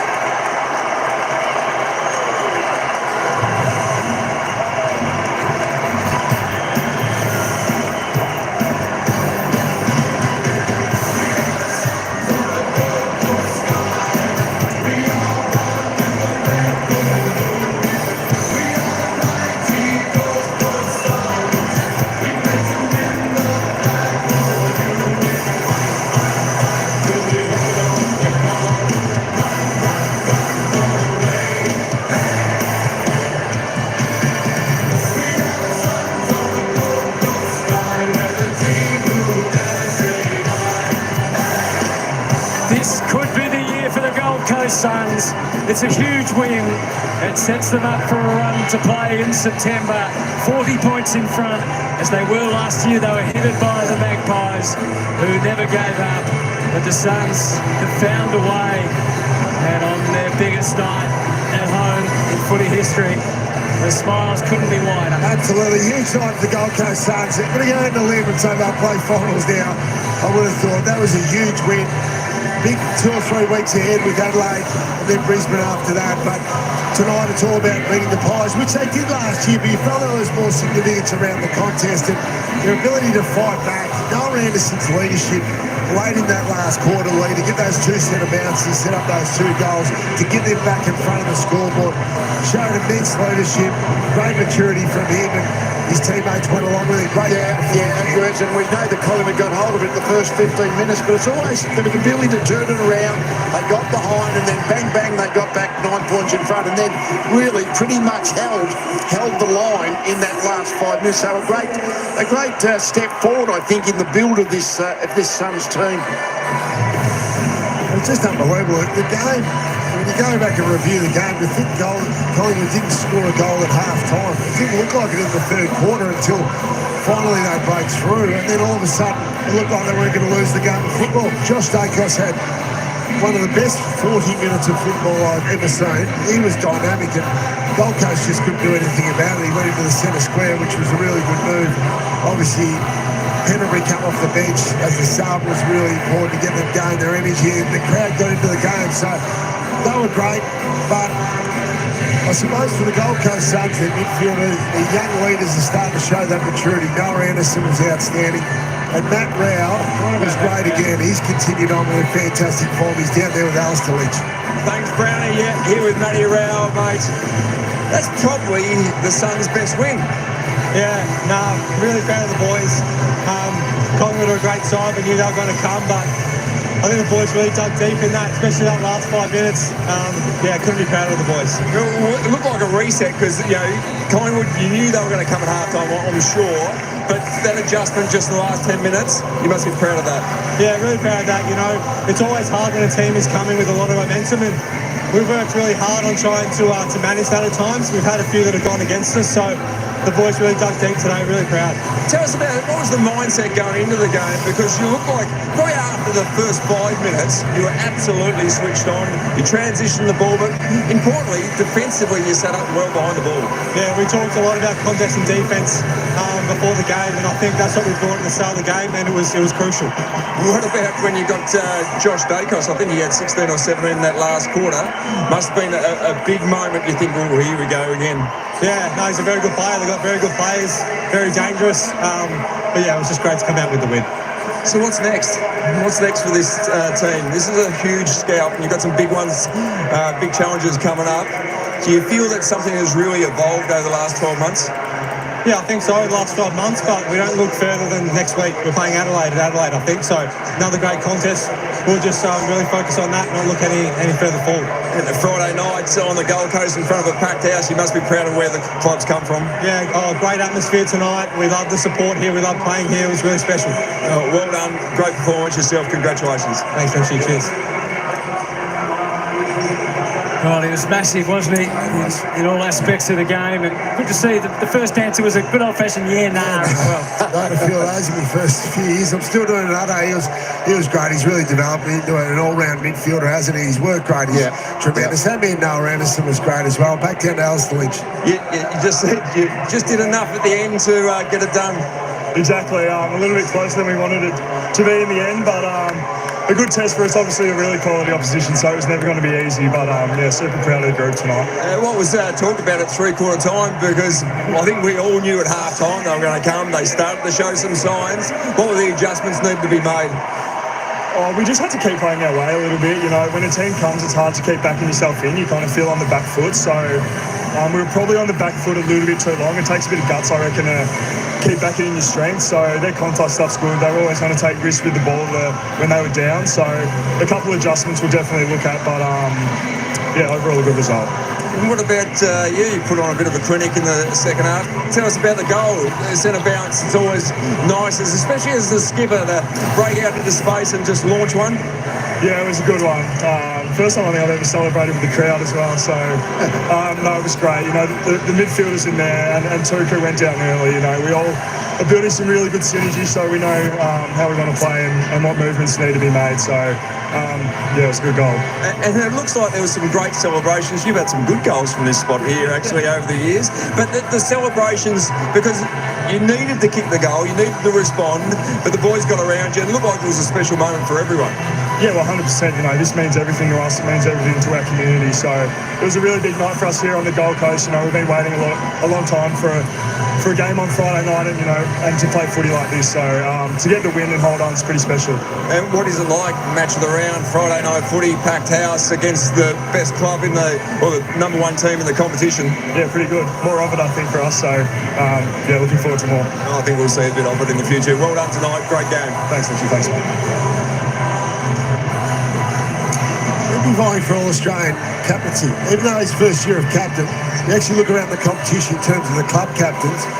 who are in really good form. Jordan Dawson, Noah Anderson has to be in the conversation. So a few of the guys have been hampered by injury, the captain. So Gold Coast there, 5th, obviously with a game in hand across the rest of the competition, apart from Essendon, who they play at the end of round 23, I think it is, but they're in really good shape to make a run, and it's an important fortnight ahead. Adelaide Crows at Adelaide Oval, and then the Brisbane Lions in a huge clash game here in a fortnight league. Well, you've got to sort of be able to beat the teams sort of up around that top part of the ladder, and tonight they found a way to beat Collingwood, and certainly this next 3 weeks, Adelaide's as tough as they get, and Brisbane always seem to, they've had a pretty good record lately against the Suns, but the Suns down here, I think a little bit different even going than playing the Lions up at the Gabba.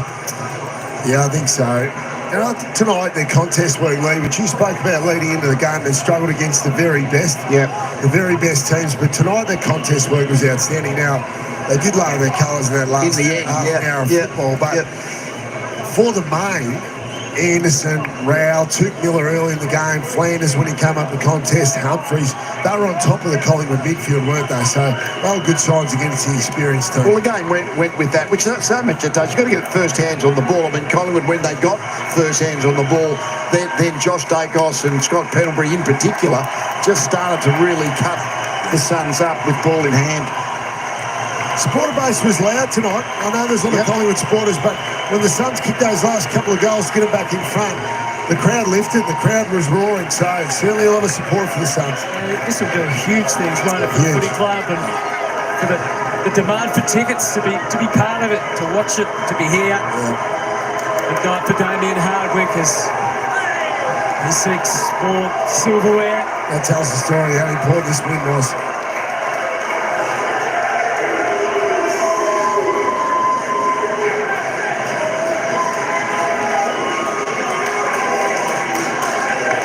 So a night to remember on the Gold Coast for the Suns. First ever time hosting Friday night footy. And they'll belt it out.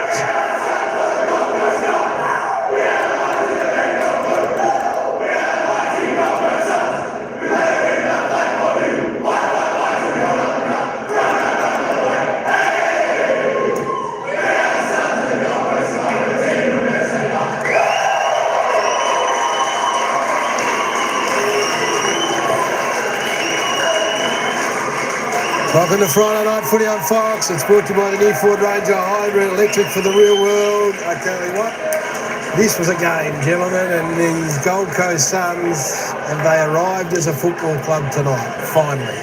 Headed 28 points up at three-quarter time, headed by the Magpies. They led for a solitary minute, and then they responded in the manner that you would hope, and they held on in dramatic circumstances by 6 points. Got a lot to get through, Jason. And we have. This was a fascinating game because at half time we were all a little bit stunned, thinking, Collingwood haven't turned up. Gold Coast have controlled it.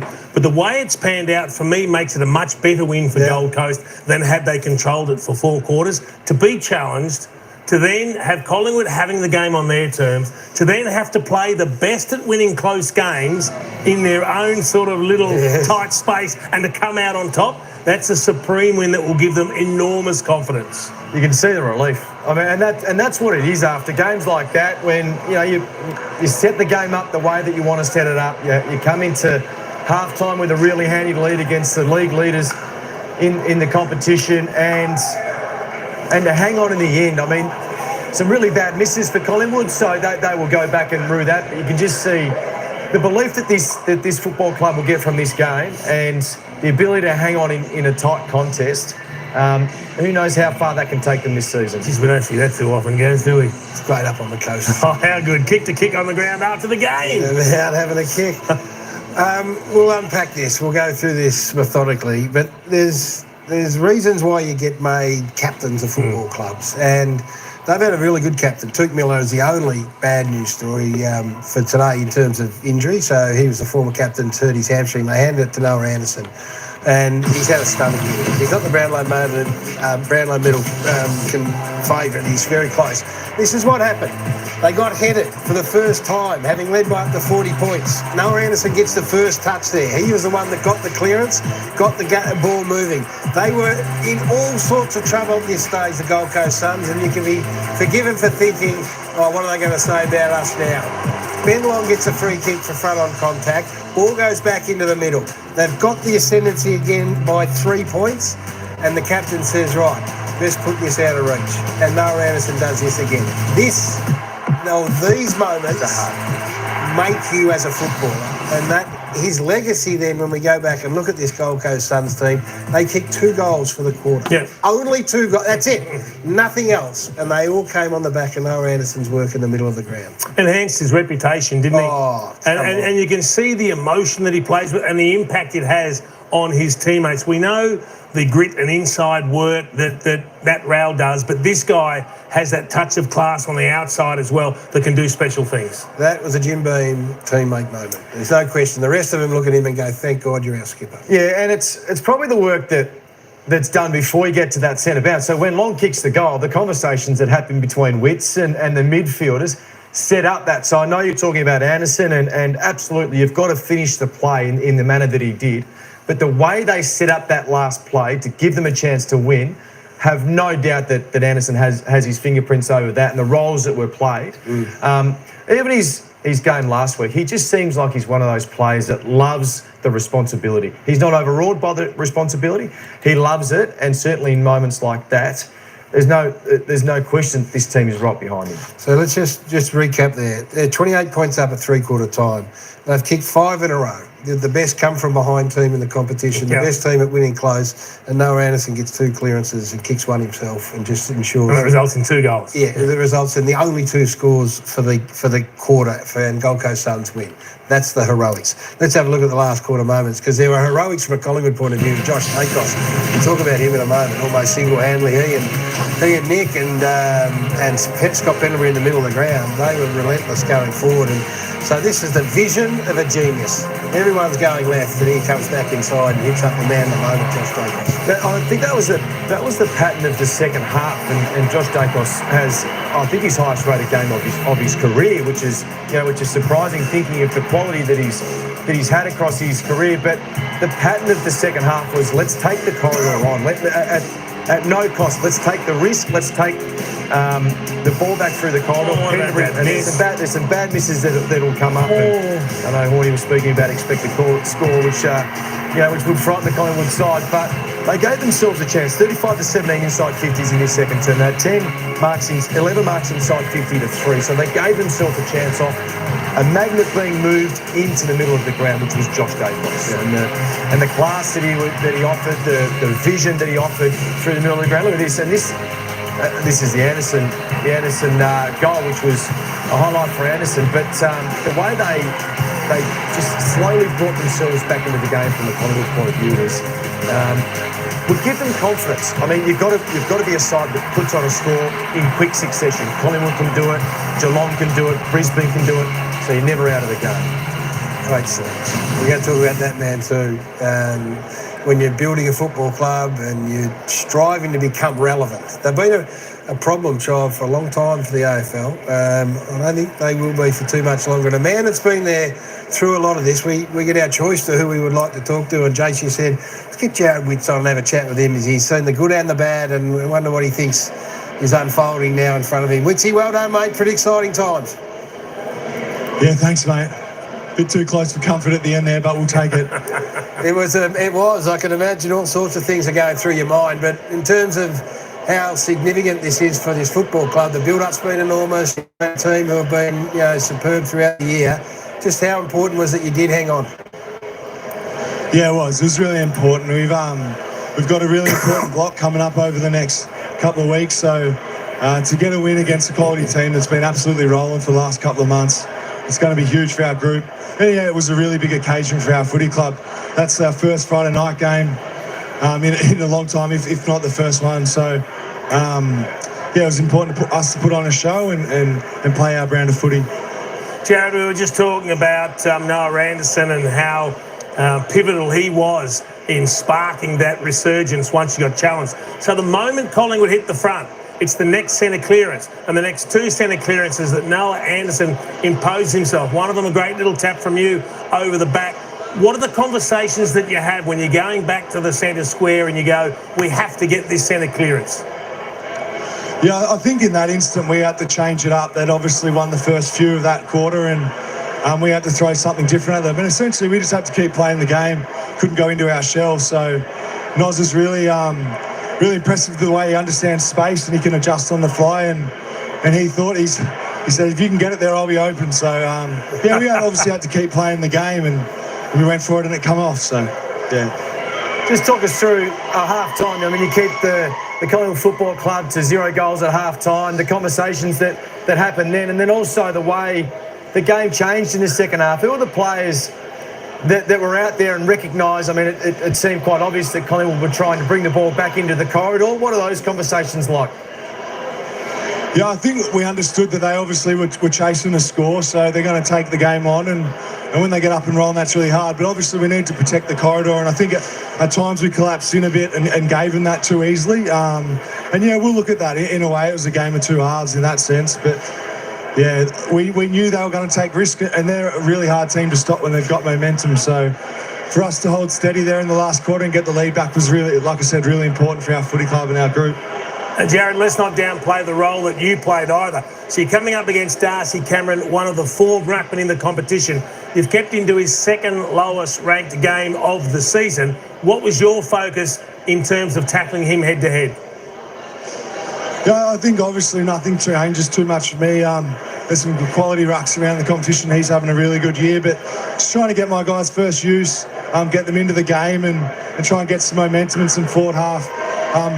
Time in forward half off the back of our clearance work. So I think at times we're able to do that and build pressure, but like I said, in the second half probably wasn't to the standard that we would have liked. Which you guys said you've been there for the bad times and now hopefully the good times. What do you recognise as being the difference? I think we're just really confident in the way we play and the system and style that we're trying to play. We've had 18 months or so to implement it, and I think guys are starting to understand it that little bit better each week and build confidence off really strong performances against quality opposition, and tonight was again that instance. And Jason used to play on Friday night. Witsy and had a good night and a good win. He didn't get home till Monday. What happens? There's still a chance for you to get out and have a cold beer tonight or not? I think we've got a 9-day break, so we'll see. Hello. No, not me. That was back in the old days when I was at the Collingwood, but I'm dad now. Hey, well played. Good on you. Enjoy the win. It's pretty special, and I know you got a pretty tough run home, but it's exciting times ahead. Thanks for your time tonight. Thanks very much, guys. Appreciate it. Jared Witts joining us there. You're right, Jace. He's 9-day break. Yeah. Well, I think they'll then have a look at who they're playing. I don't think they'll play up tonight because they got a big challenging couple of weeks ahead. Adelaide, yeah. What about his role on Cameron? I mean, that was significant. He himself didn't absolutely dominate, but he took one mark, did you? Cameron took one mark. Which is unusual because we normally see Cameron get behind the ball, take a lot of those intercept marks. He's a great connector with that long up the line kick as well. He can also push forward. He just looked out of sorts. He just couldn't get his game going. Let's be brutally honest, like a lot of the Collingwood players, particularly in the first half, they couldn't get anything going. But I mean, he's just one that flies under the radar, Joe, which no one really talks about him. He just does the job and he doesn't care about the fanfare or anything like that. Everyone in that room rate him highly. There's nothing like a winner's room, is there? There is just nothing like a winner's room. The best time in football is the 10 minutes, 15 minutes after a win. But I just love the conversation, the question that you asked. Take us inside that conversation in the last centre bounce and Anderson, hey, if you can get it there, I'll be there. Free. I love that, yeah. So if the ball doesn't get there, it's your fault, not mine. But that's just sensing the moment. But it was interesting because that was the mindset. He said we can't go into a shell. We've got to keep attacking. So we had to take a risk, and the risk was we're going to pick a spot, and I'm going to try and get it there for you. After Collingwood hit the lead. Yeah. Geordie wants another look just upstairs. Another look at that. If we can get behind the goals, how they opened up that side for nothing. How does that work? It was unbelievable. Everyone was on one side. If you draw a line from goal to goal right through the centre circle, everyone's on one half of the square. It's extraordinary. It is one of those ones when you're doing your research, you go, don't really worry about covering this. It's 1 in 15. Yeah. Don't you midfielders think? Don't you sit there and go, gee, it's a little bit open on the other side? It's the 1 in 15 that kills you. All right, our KFC Player of the match, I think this was unanimous. It was Matthew Rowell, the KFC FLG MVP. That's right. Looking good, yes. That's exactly what it is. And it goes to Matthew Rowell. He had an outstanding night, right from the opening bounce, under a bit of pressure, the talking point with the umpire contact and everything else that goes with it. But his want, chase and hunt was exceptional. He played on a young man by the name of Ned Long, or Long played on him for much of the night. Long's been outstanding. I think he's been a find and one of the stories of the year. Matt Rowell had 12 clearances. Ned Long had none. That's how significant game he played. He had 32 touches, 16 contested, 12 clearances and kicked 2 goals. He also got 4 or 5 holding free kicks at the stoppage. So the umpires don't hold a grudge. No. He's the one pole-axing him, but they don't care. Yeah. And look, most of them were against Long. And then Pendlebury came onto the ground and he gets pinged first up holding because they were all struggling to contain him because the work he was doing was just so pivotal to everything that the Suns did on the night. Sometimes it helps if you apologise to the AFL and the umpires and admit fault and just get them on your side. And I think that's what did it. He softened a little bit. Now, don't forget you can get involved and win some KFC vouchers. Big nothing. You're going to drive through on the way out? A little bit late for me, guys, but thank you for thinking of me.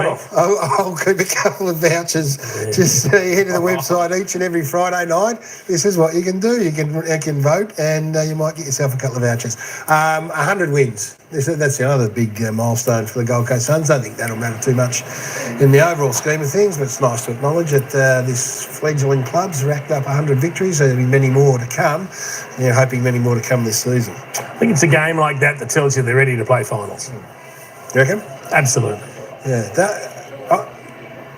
They were... I think they were just saying... Well, your point was really well made. The way that they steadied on the back of it being headed, kicking the last 2 goals of the game is going to count for plenty. Let's go to Brownie and Lynchy, who are in the rooms. Go, boys. Thanks, Gaz. Bailey, I mean, you played 50-odd games. That must be one of the favourite memories.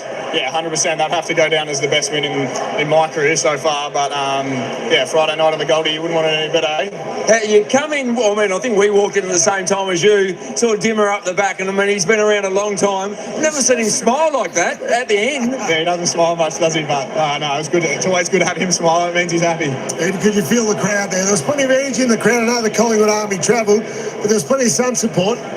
Yeah, 100%. That was probably the best the Suns have come out. But the Collingwood fans always fly around, and they got going there towards the end. But I'm glad we got over the line. Noah Anderson, the captain, was outstanding, wasn't he? There towards the end, those last 2 centre bouts. Yeah, that goal he kicked, that's a captain's goal right there, and we needed it, and he delivered. So couldn't thank him enough for that.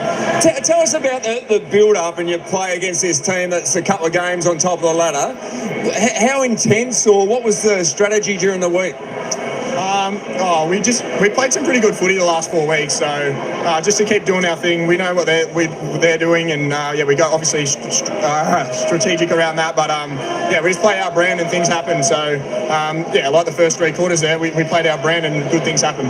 When you're spending a bit of time in the midfield, but you must be really proud of how this forward line's coming together. You've got a bunch of young guys that are sort of seem to be rising every week. Yeah, 100%. Jed, Ethan, even Longy. Longy's the biggest improver this year, and he just does it week in, week out, and he's teaching the young boys how to do it, and now they're delivering, and they're not hardly getting outmarked now, so it's great. You're going to roll the cliches out 1 week at a time, eh? Yeah, 1 week at a time, eh? Okay, a couple of beers tonight to celebrate? Oh, yeah, maybe, why not? Look out, Lynchy. A couple of quantities, we might meet you upstairs. Well, congratulations on a great game. We won't tell Dimmer. You looks like you're going in for a meeting, so well done, and all the best for the rest of the year. Very much. Appreciate it. Well done, Barry. Good job. That'll be an interesting interview. Might get back to it because Craig McRae's getting set for his press conference. I don't think it's the end of the world for Magpies, just their 3rd loss for the year. We'll be interested to hear what the Collingwood coach has got to say. How do you sum up the emotions of a game like that, where you like the roller coaster that it was? Yeah, you can either focus on the first half or the second half, and I think as a group, I just spoke to them then, I was wrapped in the second half, the fight. We 55 points in the second half. It took a long time to kick a goal. Kicking 9 or 10 points it's going to be hard to win a game, isn't it? loved the energy of the game. I loved the build-up of the game. First Friday night game in Queensland, we step into that, and we're up for the southeast Queensland, having lived up here for a long time. So I think for the Gold Coast to have this occasion, we're up to be part of that and support that. But it was definitely a game of two halves, and our inaccuracy really hurt us. Do you think that was what all it was, like just kicking straight? No. Well, the game can be pretty simple. We kicked 8-6 from set shots and 0-4 for goals on the run. And then, late in the game, we had a couple of chances to really add the pressure, and we didn't take them. So there's definitely a part of that. When you miss, the old Coach Lee Matthews used to say, if you miss, then puts the pressure on the next person. When it's 0-9, a lot of pressure on the next person. But having said that, I want to focus on what we did do instead of what we didn't have, and maybe that's because it's fresh in mind. The second half is way more how we want to play. Did they do anything in the first? Half that surprised you? How were you caught off guard in that first half? Well, I'm not sure we got caught off guard. It's just their intensity around the ball was way better than ours. Clearance -8 at half time, and you allow a team like the Gold Coast to get their pressure up and their energy around the ball and the crowd roaring. You go down at half time with a hefty margin. I just didn't love our mids at times tonight. Didn't think we worked hard enough to contest. Didn't get our hands dirty enough. But that would be disrespecting the Gold Coast, because I think if you watch that back, they were really, really dominant around contests and clearance in that first half. If Howard wasn't injured, were you anxious to bring penalty on? Yes. I know Hayden Skipworth mentioned that at second quarter. We want to get penalties on, and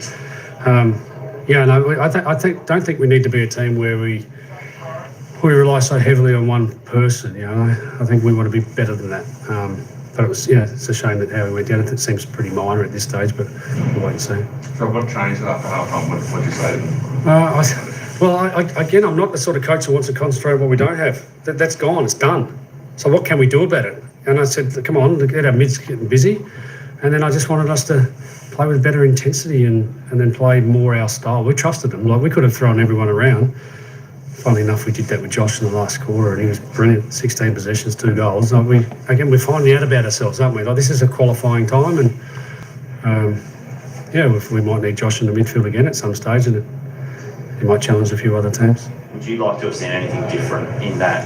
From once you hit the front and you had all that momentum and they steadied, would you like to have seen anything different in that last 10 minutes?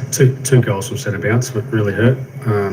One in particular, when they kicked a goal, those things. I just didn't think we were disciplined enough at that time to, I just thought we had good ascendancy at the centre bounces and let that slip. No, we had our chances. Dan had a chance and Ned had a chance to kick a goal to put us in front, or we hit the lead for brief moments. Funnily enough, it's similar to the last time we played up here last year. In terms of that, we had to make up a big margin. We hit the lead and couldn't quite hang on. Little things. I'm sure we'll go to the tape, and as I said to the players, we're in the business of improving ourselves, and here we are. Gold Coast, obviously, I guess, trying to prove themselves, finals team. I don't know how gushing you want to be on them, but what do you think that they are proving that they are at that level? Oh, look, I think everything I read this week was about, we've got to test our young team against Collingwood. Or we come up here with an attitude that every game's hard to play, and we don't shy away from it. We knew what was coming. The clearance work is great, and the contest is great. They're in the finding out about their ceiling. So are we. I won't put a ceiling on anything we do. We got a couple of guys we'd learn about tonight and roles and responsibilities, but in terms of the Gold Coast, they're definitely their strengths are going to challenge a lot of teams, and we saw that in the first half.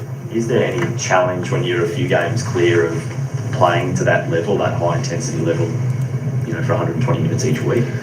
Well, I suppose the challenge every week is can you match the other team's strengths? Can you manage them? And we didn't in the first half, and then we did in the second. So then I'll certainly look at it and go, why?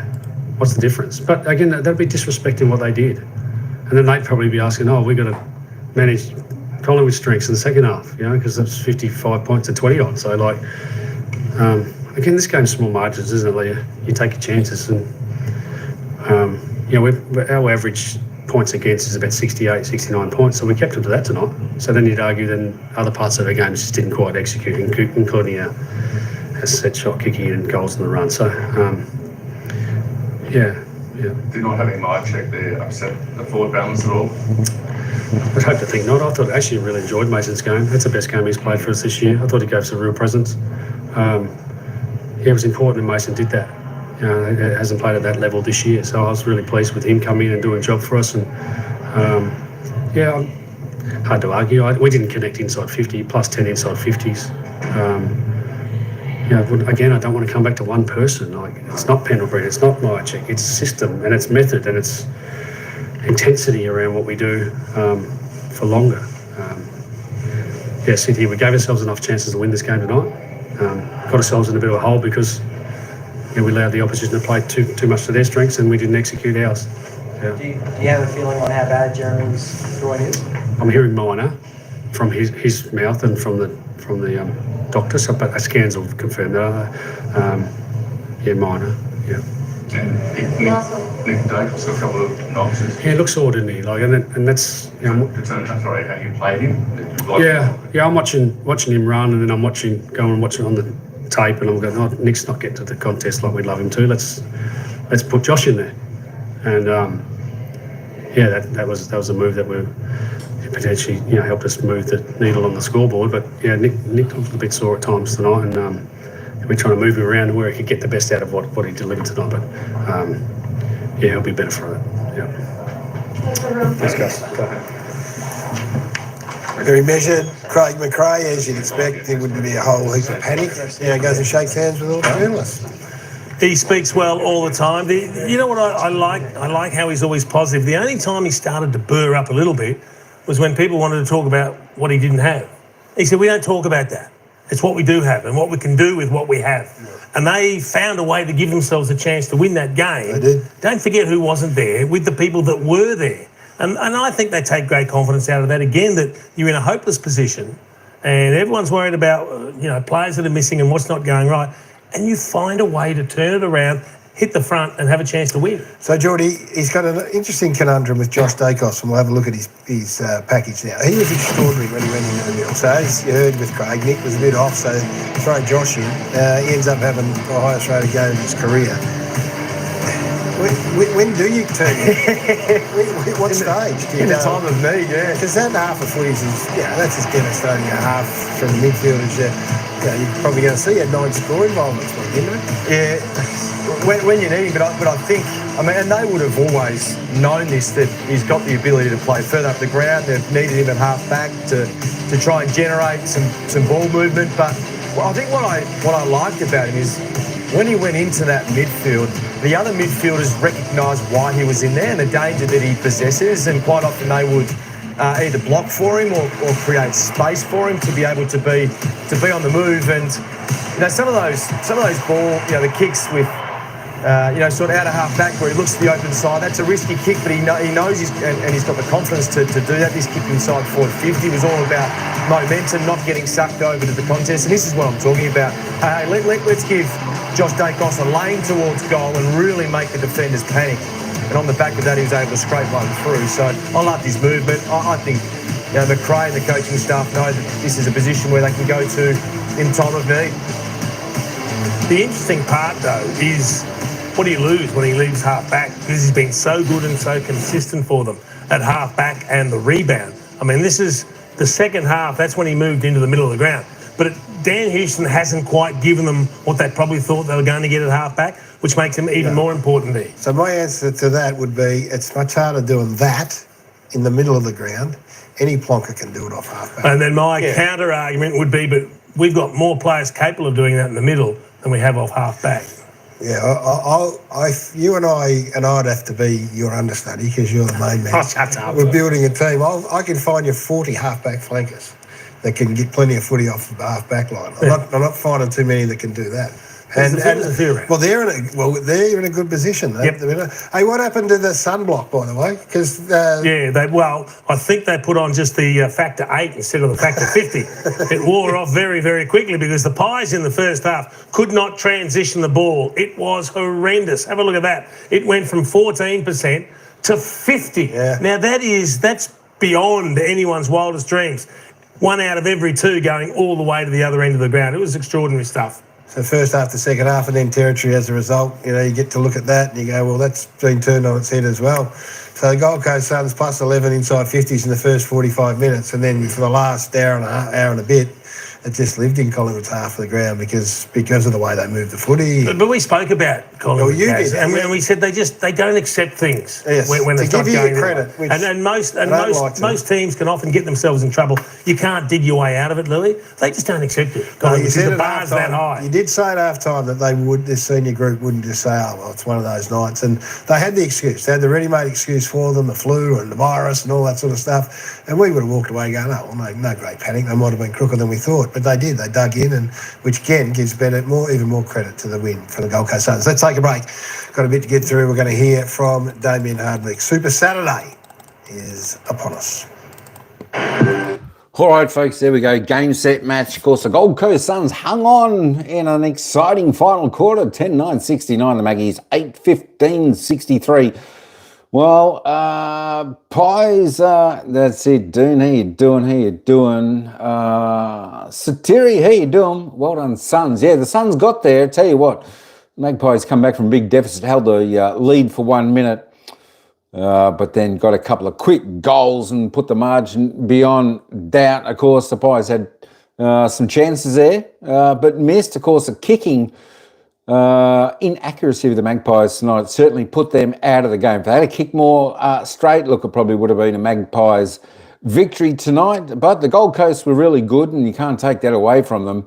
They were definitely the better team for the first 2.5 quarters and for possibly the final 2 minutes of that game. But I tell you what, it was a classic game.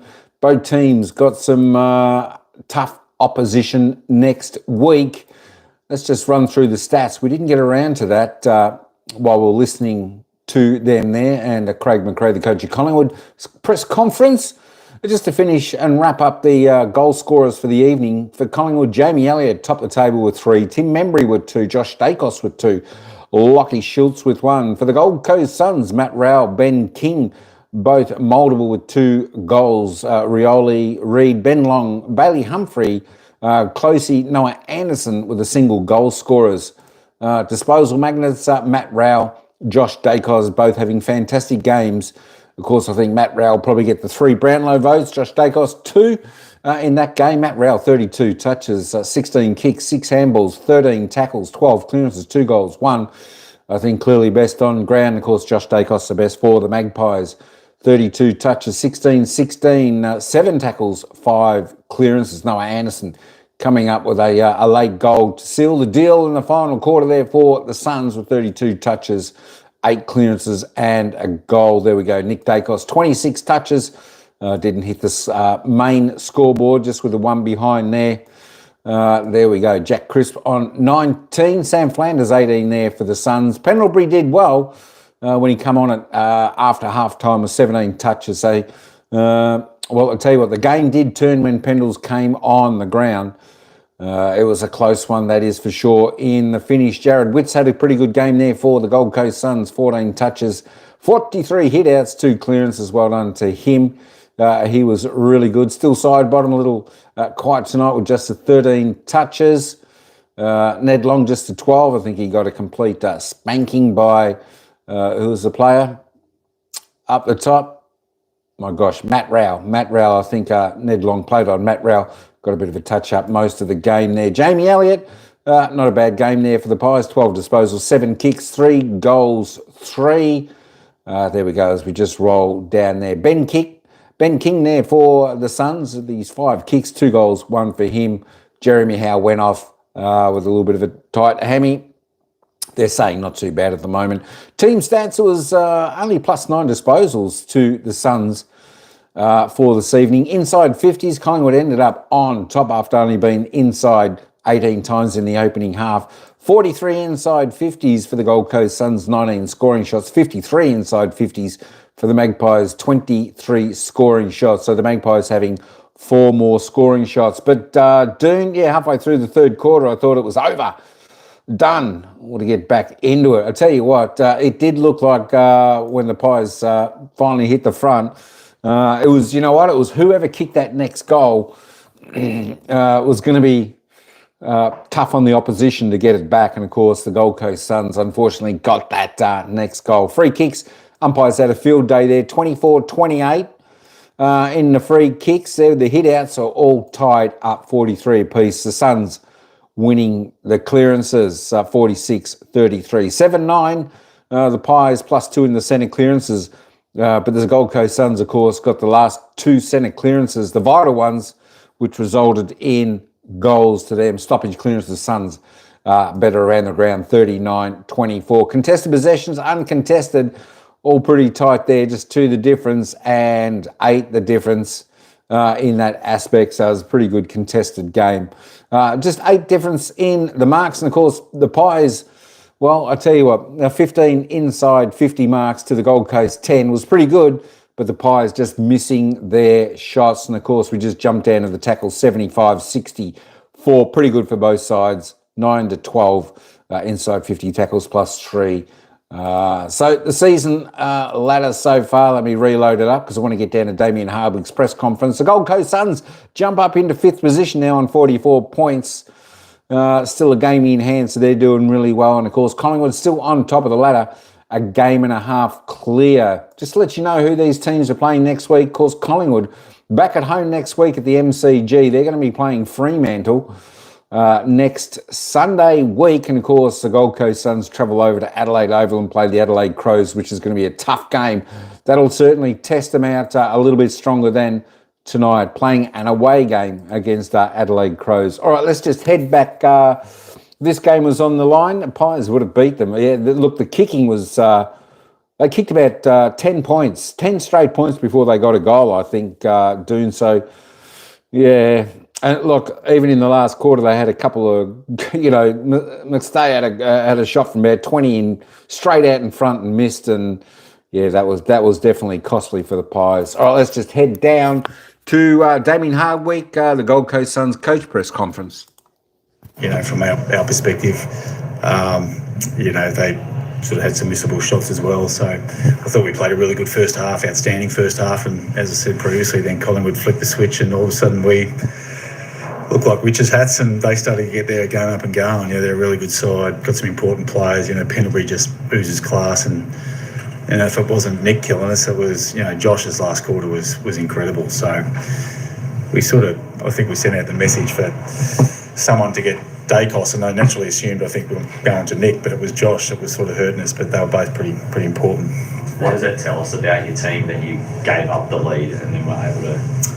Yeah, I think that's the positive. We talk about a Suns team that fights and scraps and refuses to be beaten, and I reckon they showed that again today. It was similar to the game last year where we got headed, but what it did is actually sparked us into playing again. Like, we just stopped moving the ball, we stopped running, sort of thing, and it was certainly noticeable. But once again, sometimes I think, when you've got a really good side coming at you, that's our learning and that's our growth. But what I was really happy with is once we did get headed, the boys got back to work and got the result we're after. From that Josh final quarter, you said you don't like to tag, you more prefer to manage the players, but in that situation where it was running amok in that Yeah, we did. We put a couple to him. Lockie, I think, went to him, and Powley went to him at various stages. But what they're good at is, the thing with tagging, you can manipulate. So all of a sudden there's 2 players that are trying to defend and no one's trying to attack. So we sort of thought, look, if we can do it, we'll try and absorb the contest, which we did in the end. But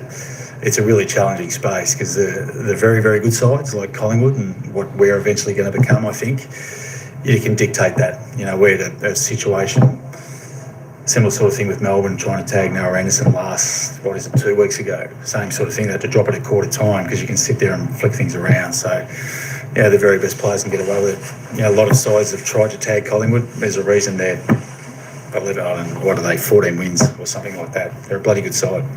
So it was a message at three-quarter time with the Giants game fresh in the players' memory. You knew that Collingwood would obviously keep coming. So. Yeah, it was just to keep playing the game and to protect the corridor, which, you know, we just, for whatever reason, just couldn't get a, you know, ball movement out of our back half to our usual standards. So we'll get to work on that. We'll get a good understanding of why that happened, and we just seem to lose every LDL contest as well. You know, Collingwood, once again, a very strong defensive side. We know that, and there's a reason they're 14 wins. So we'll learn some lessons.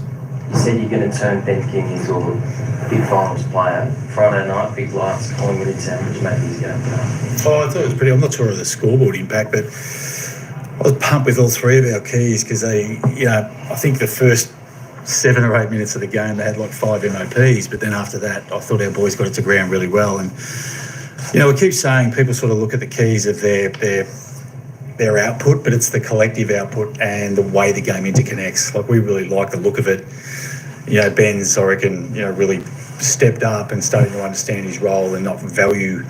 Sorry, he's valuing the things that we value, like, you know, halving contests, getting the ball to ground for the smalls, and, you know, we're fortunate enough that we've got 2 young 20-year-olds that are learning off him as well. I thought they all took a step forward, you know, not only tonight but the previous few weeks. You said you were going to speak to the AFL about Matt Rao. Did you think he got a fair run tonight? Oh, we spoke to him about not particular Matt Rao, but a few issues sort of thing. Matt, you know, the ball play being one of them. And, oh, look, it's hard to see. I think he got a couple of stoppage free kicks, gave away 3 though as well. So, look, it's one of those things. I think, you know, most people say the same. They want to come and watch the very best player. I thought he was outstanding tonight. You know, had a heap of the ball, massive tackle count, kicked some really big goals. Thought he was wonderful tonight, which was great.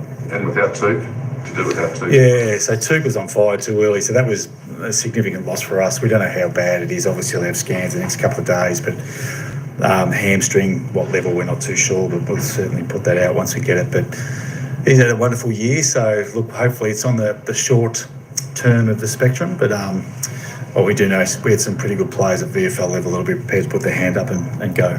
Well, the topic will be ruck free kicks this week, and what do you think of Witz's game against... I thought, you know, they're 2 of the premier rucks in the competition, I reckon. I think, you know, Darcy gets his plaudits, but I think our guy gets a very much underrated sort of look because we're north of the border.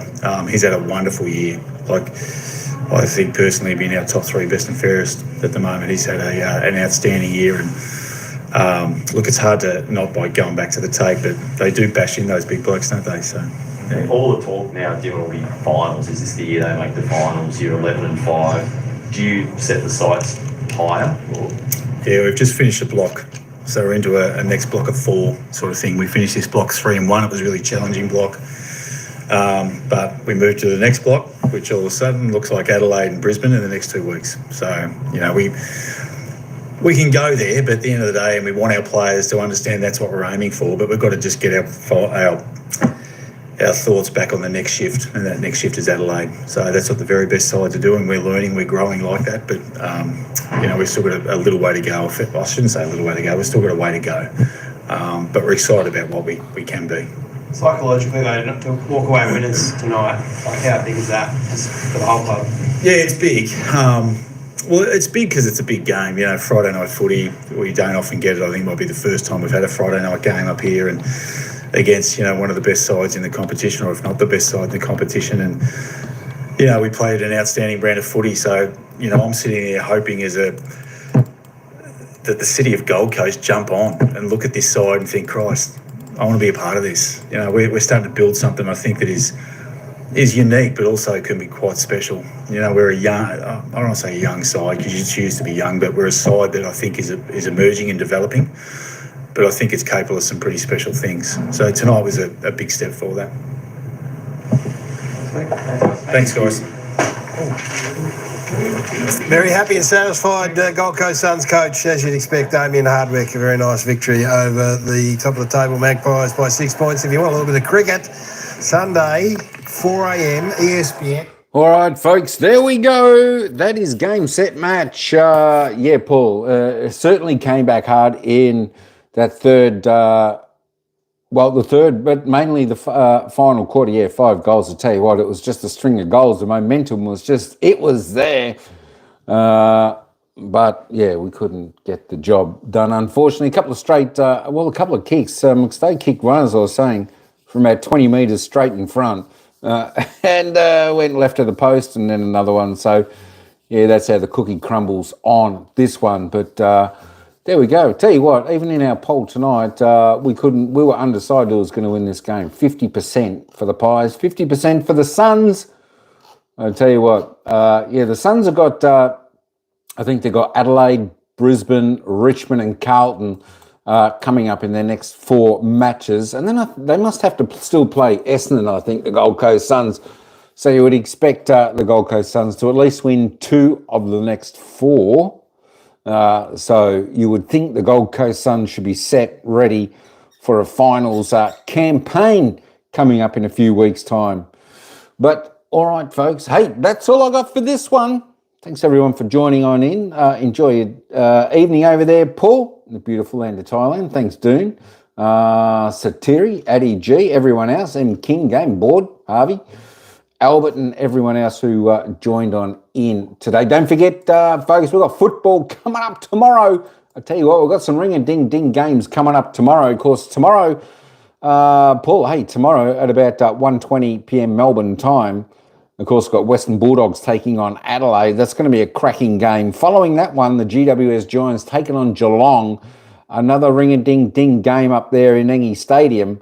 And, of course, following that game, there's 2 games, Richmond, Essendon and Fremantle and Hawthorn. We'll cover the Fremantle-Hawthorn game out of those 2, so it should be fantastic. And, of course, Sunday, Melbourne taking on North Melbourne. St Kilda taking on Sydney, and Port Adelaide taking on West Coast Eagles. Probably 3 dead rubbers on Sunday. But I tell you what, we've got some games that are going to be fantastic tomorrow. So come along and tune in with everyone else, because we'll probably have the 3 games we're going to cover tomorrow. It's going to be pretty exciting, like tonight's game, of course, and we'll see the top 8. We'll see the top 8 all switch and chop around, I would imagine. There we go.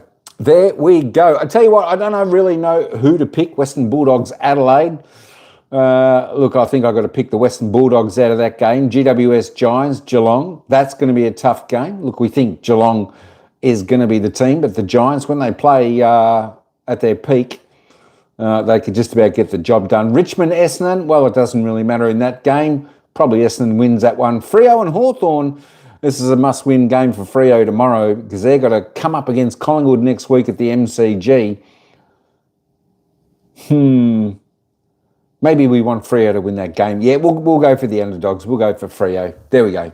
There's my predictions for tomorrow. All right, folks. Hey, that's all I got for this one. Thanks, everyone, for joining in. Until tomorrow's game, ciao for now. We'll see you at the next game.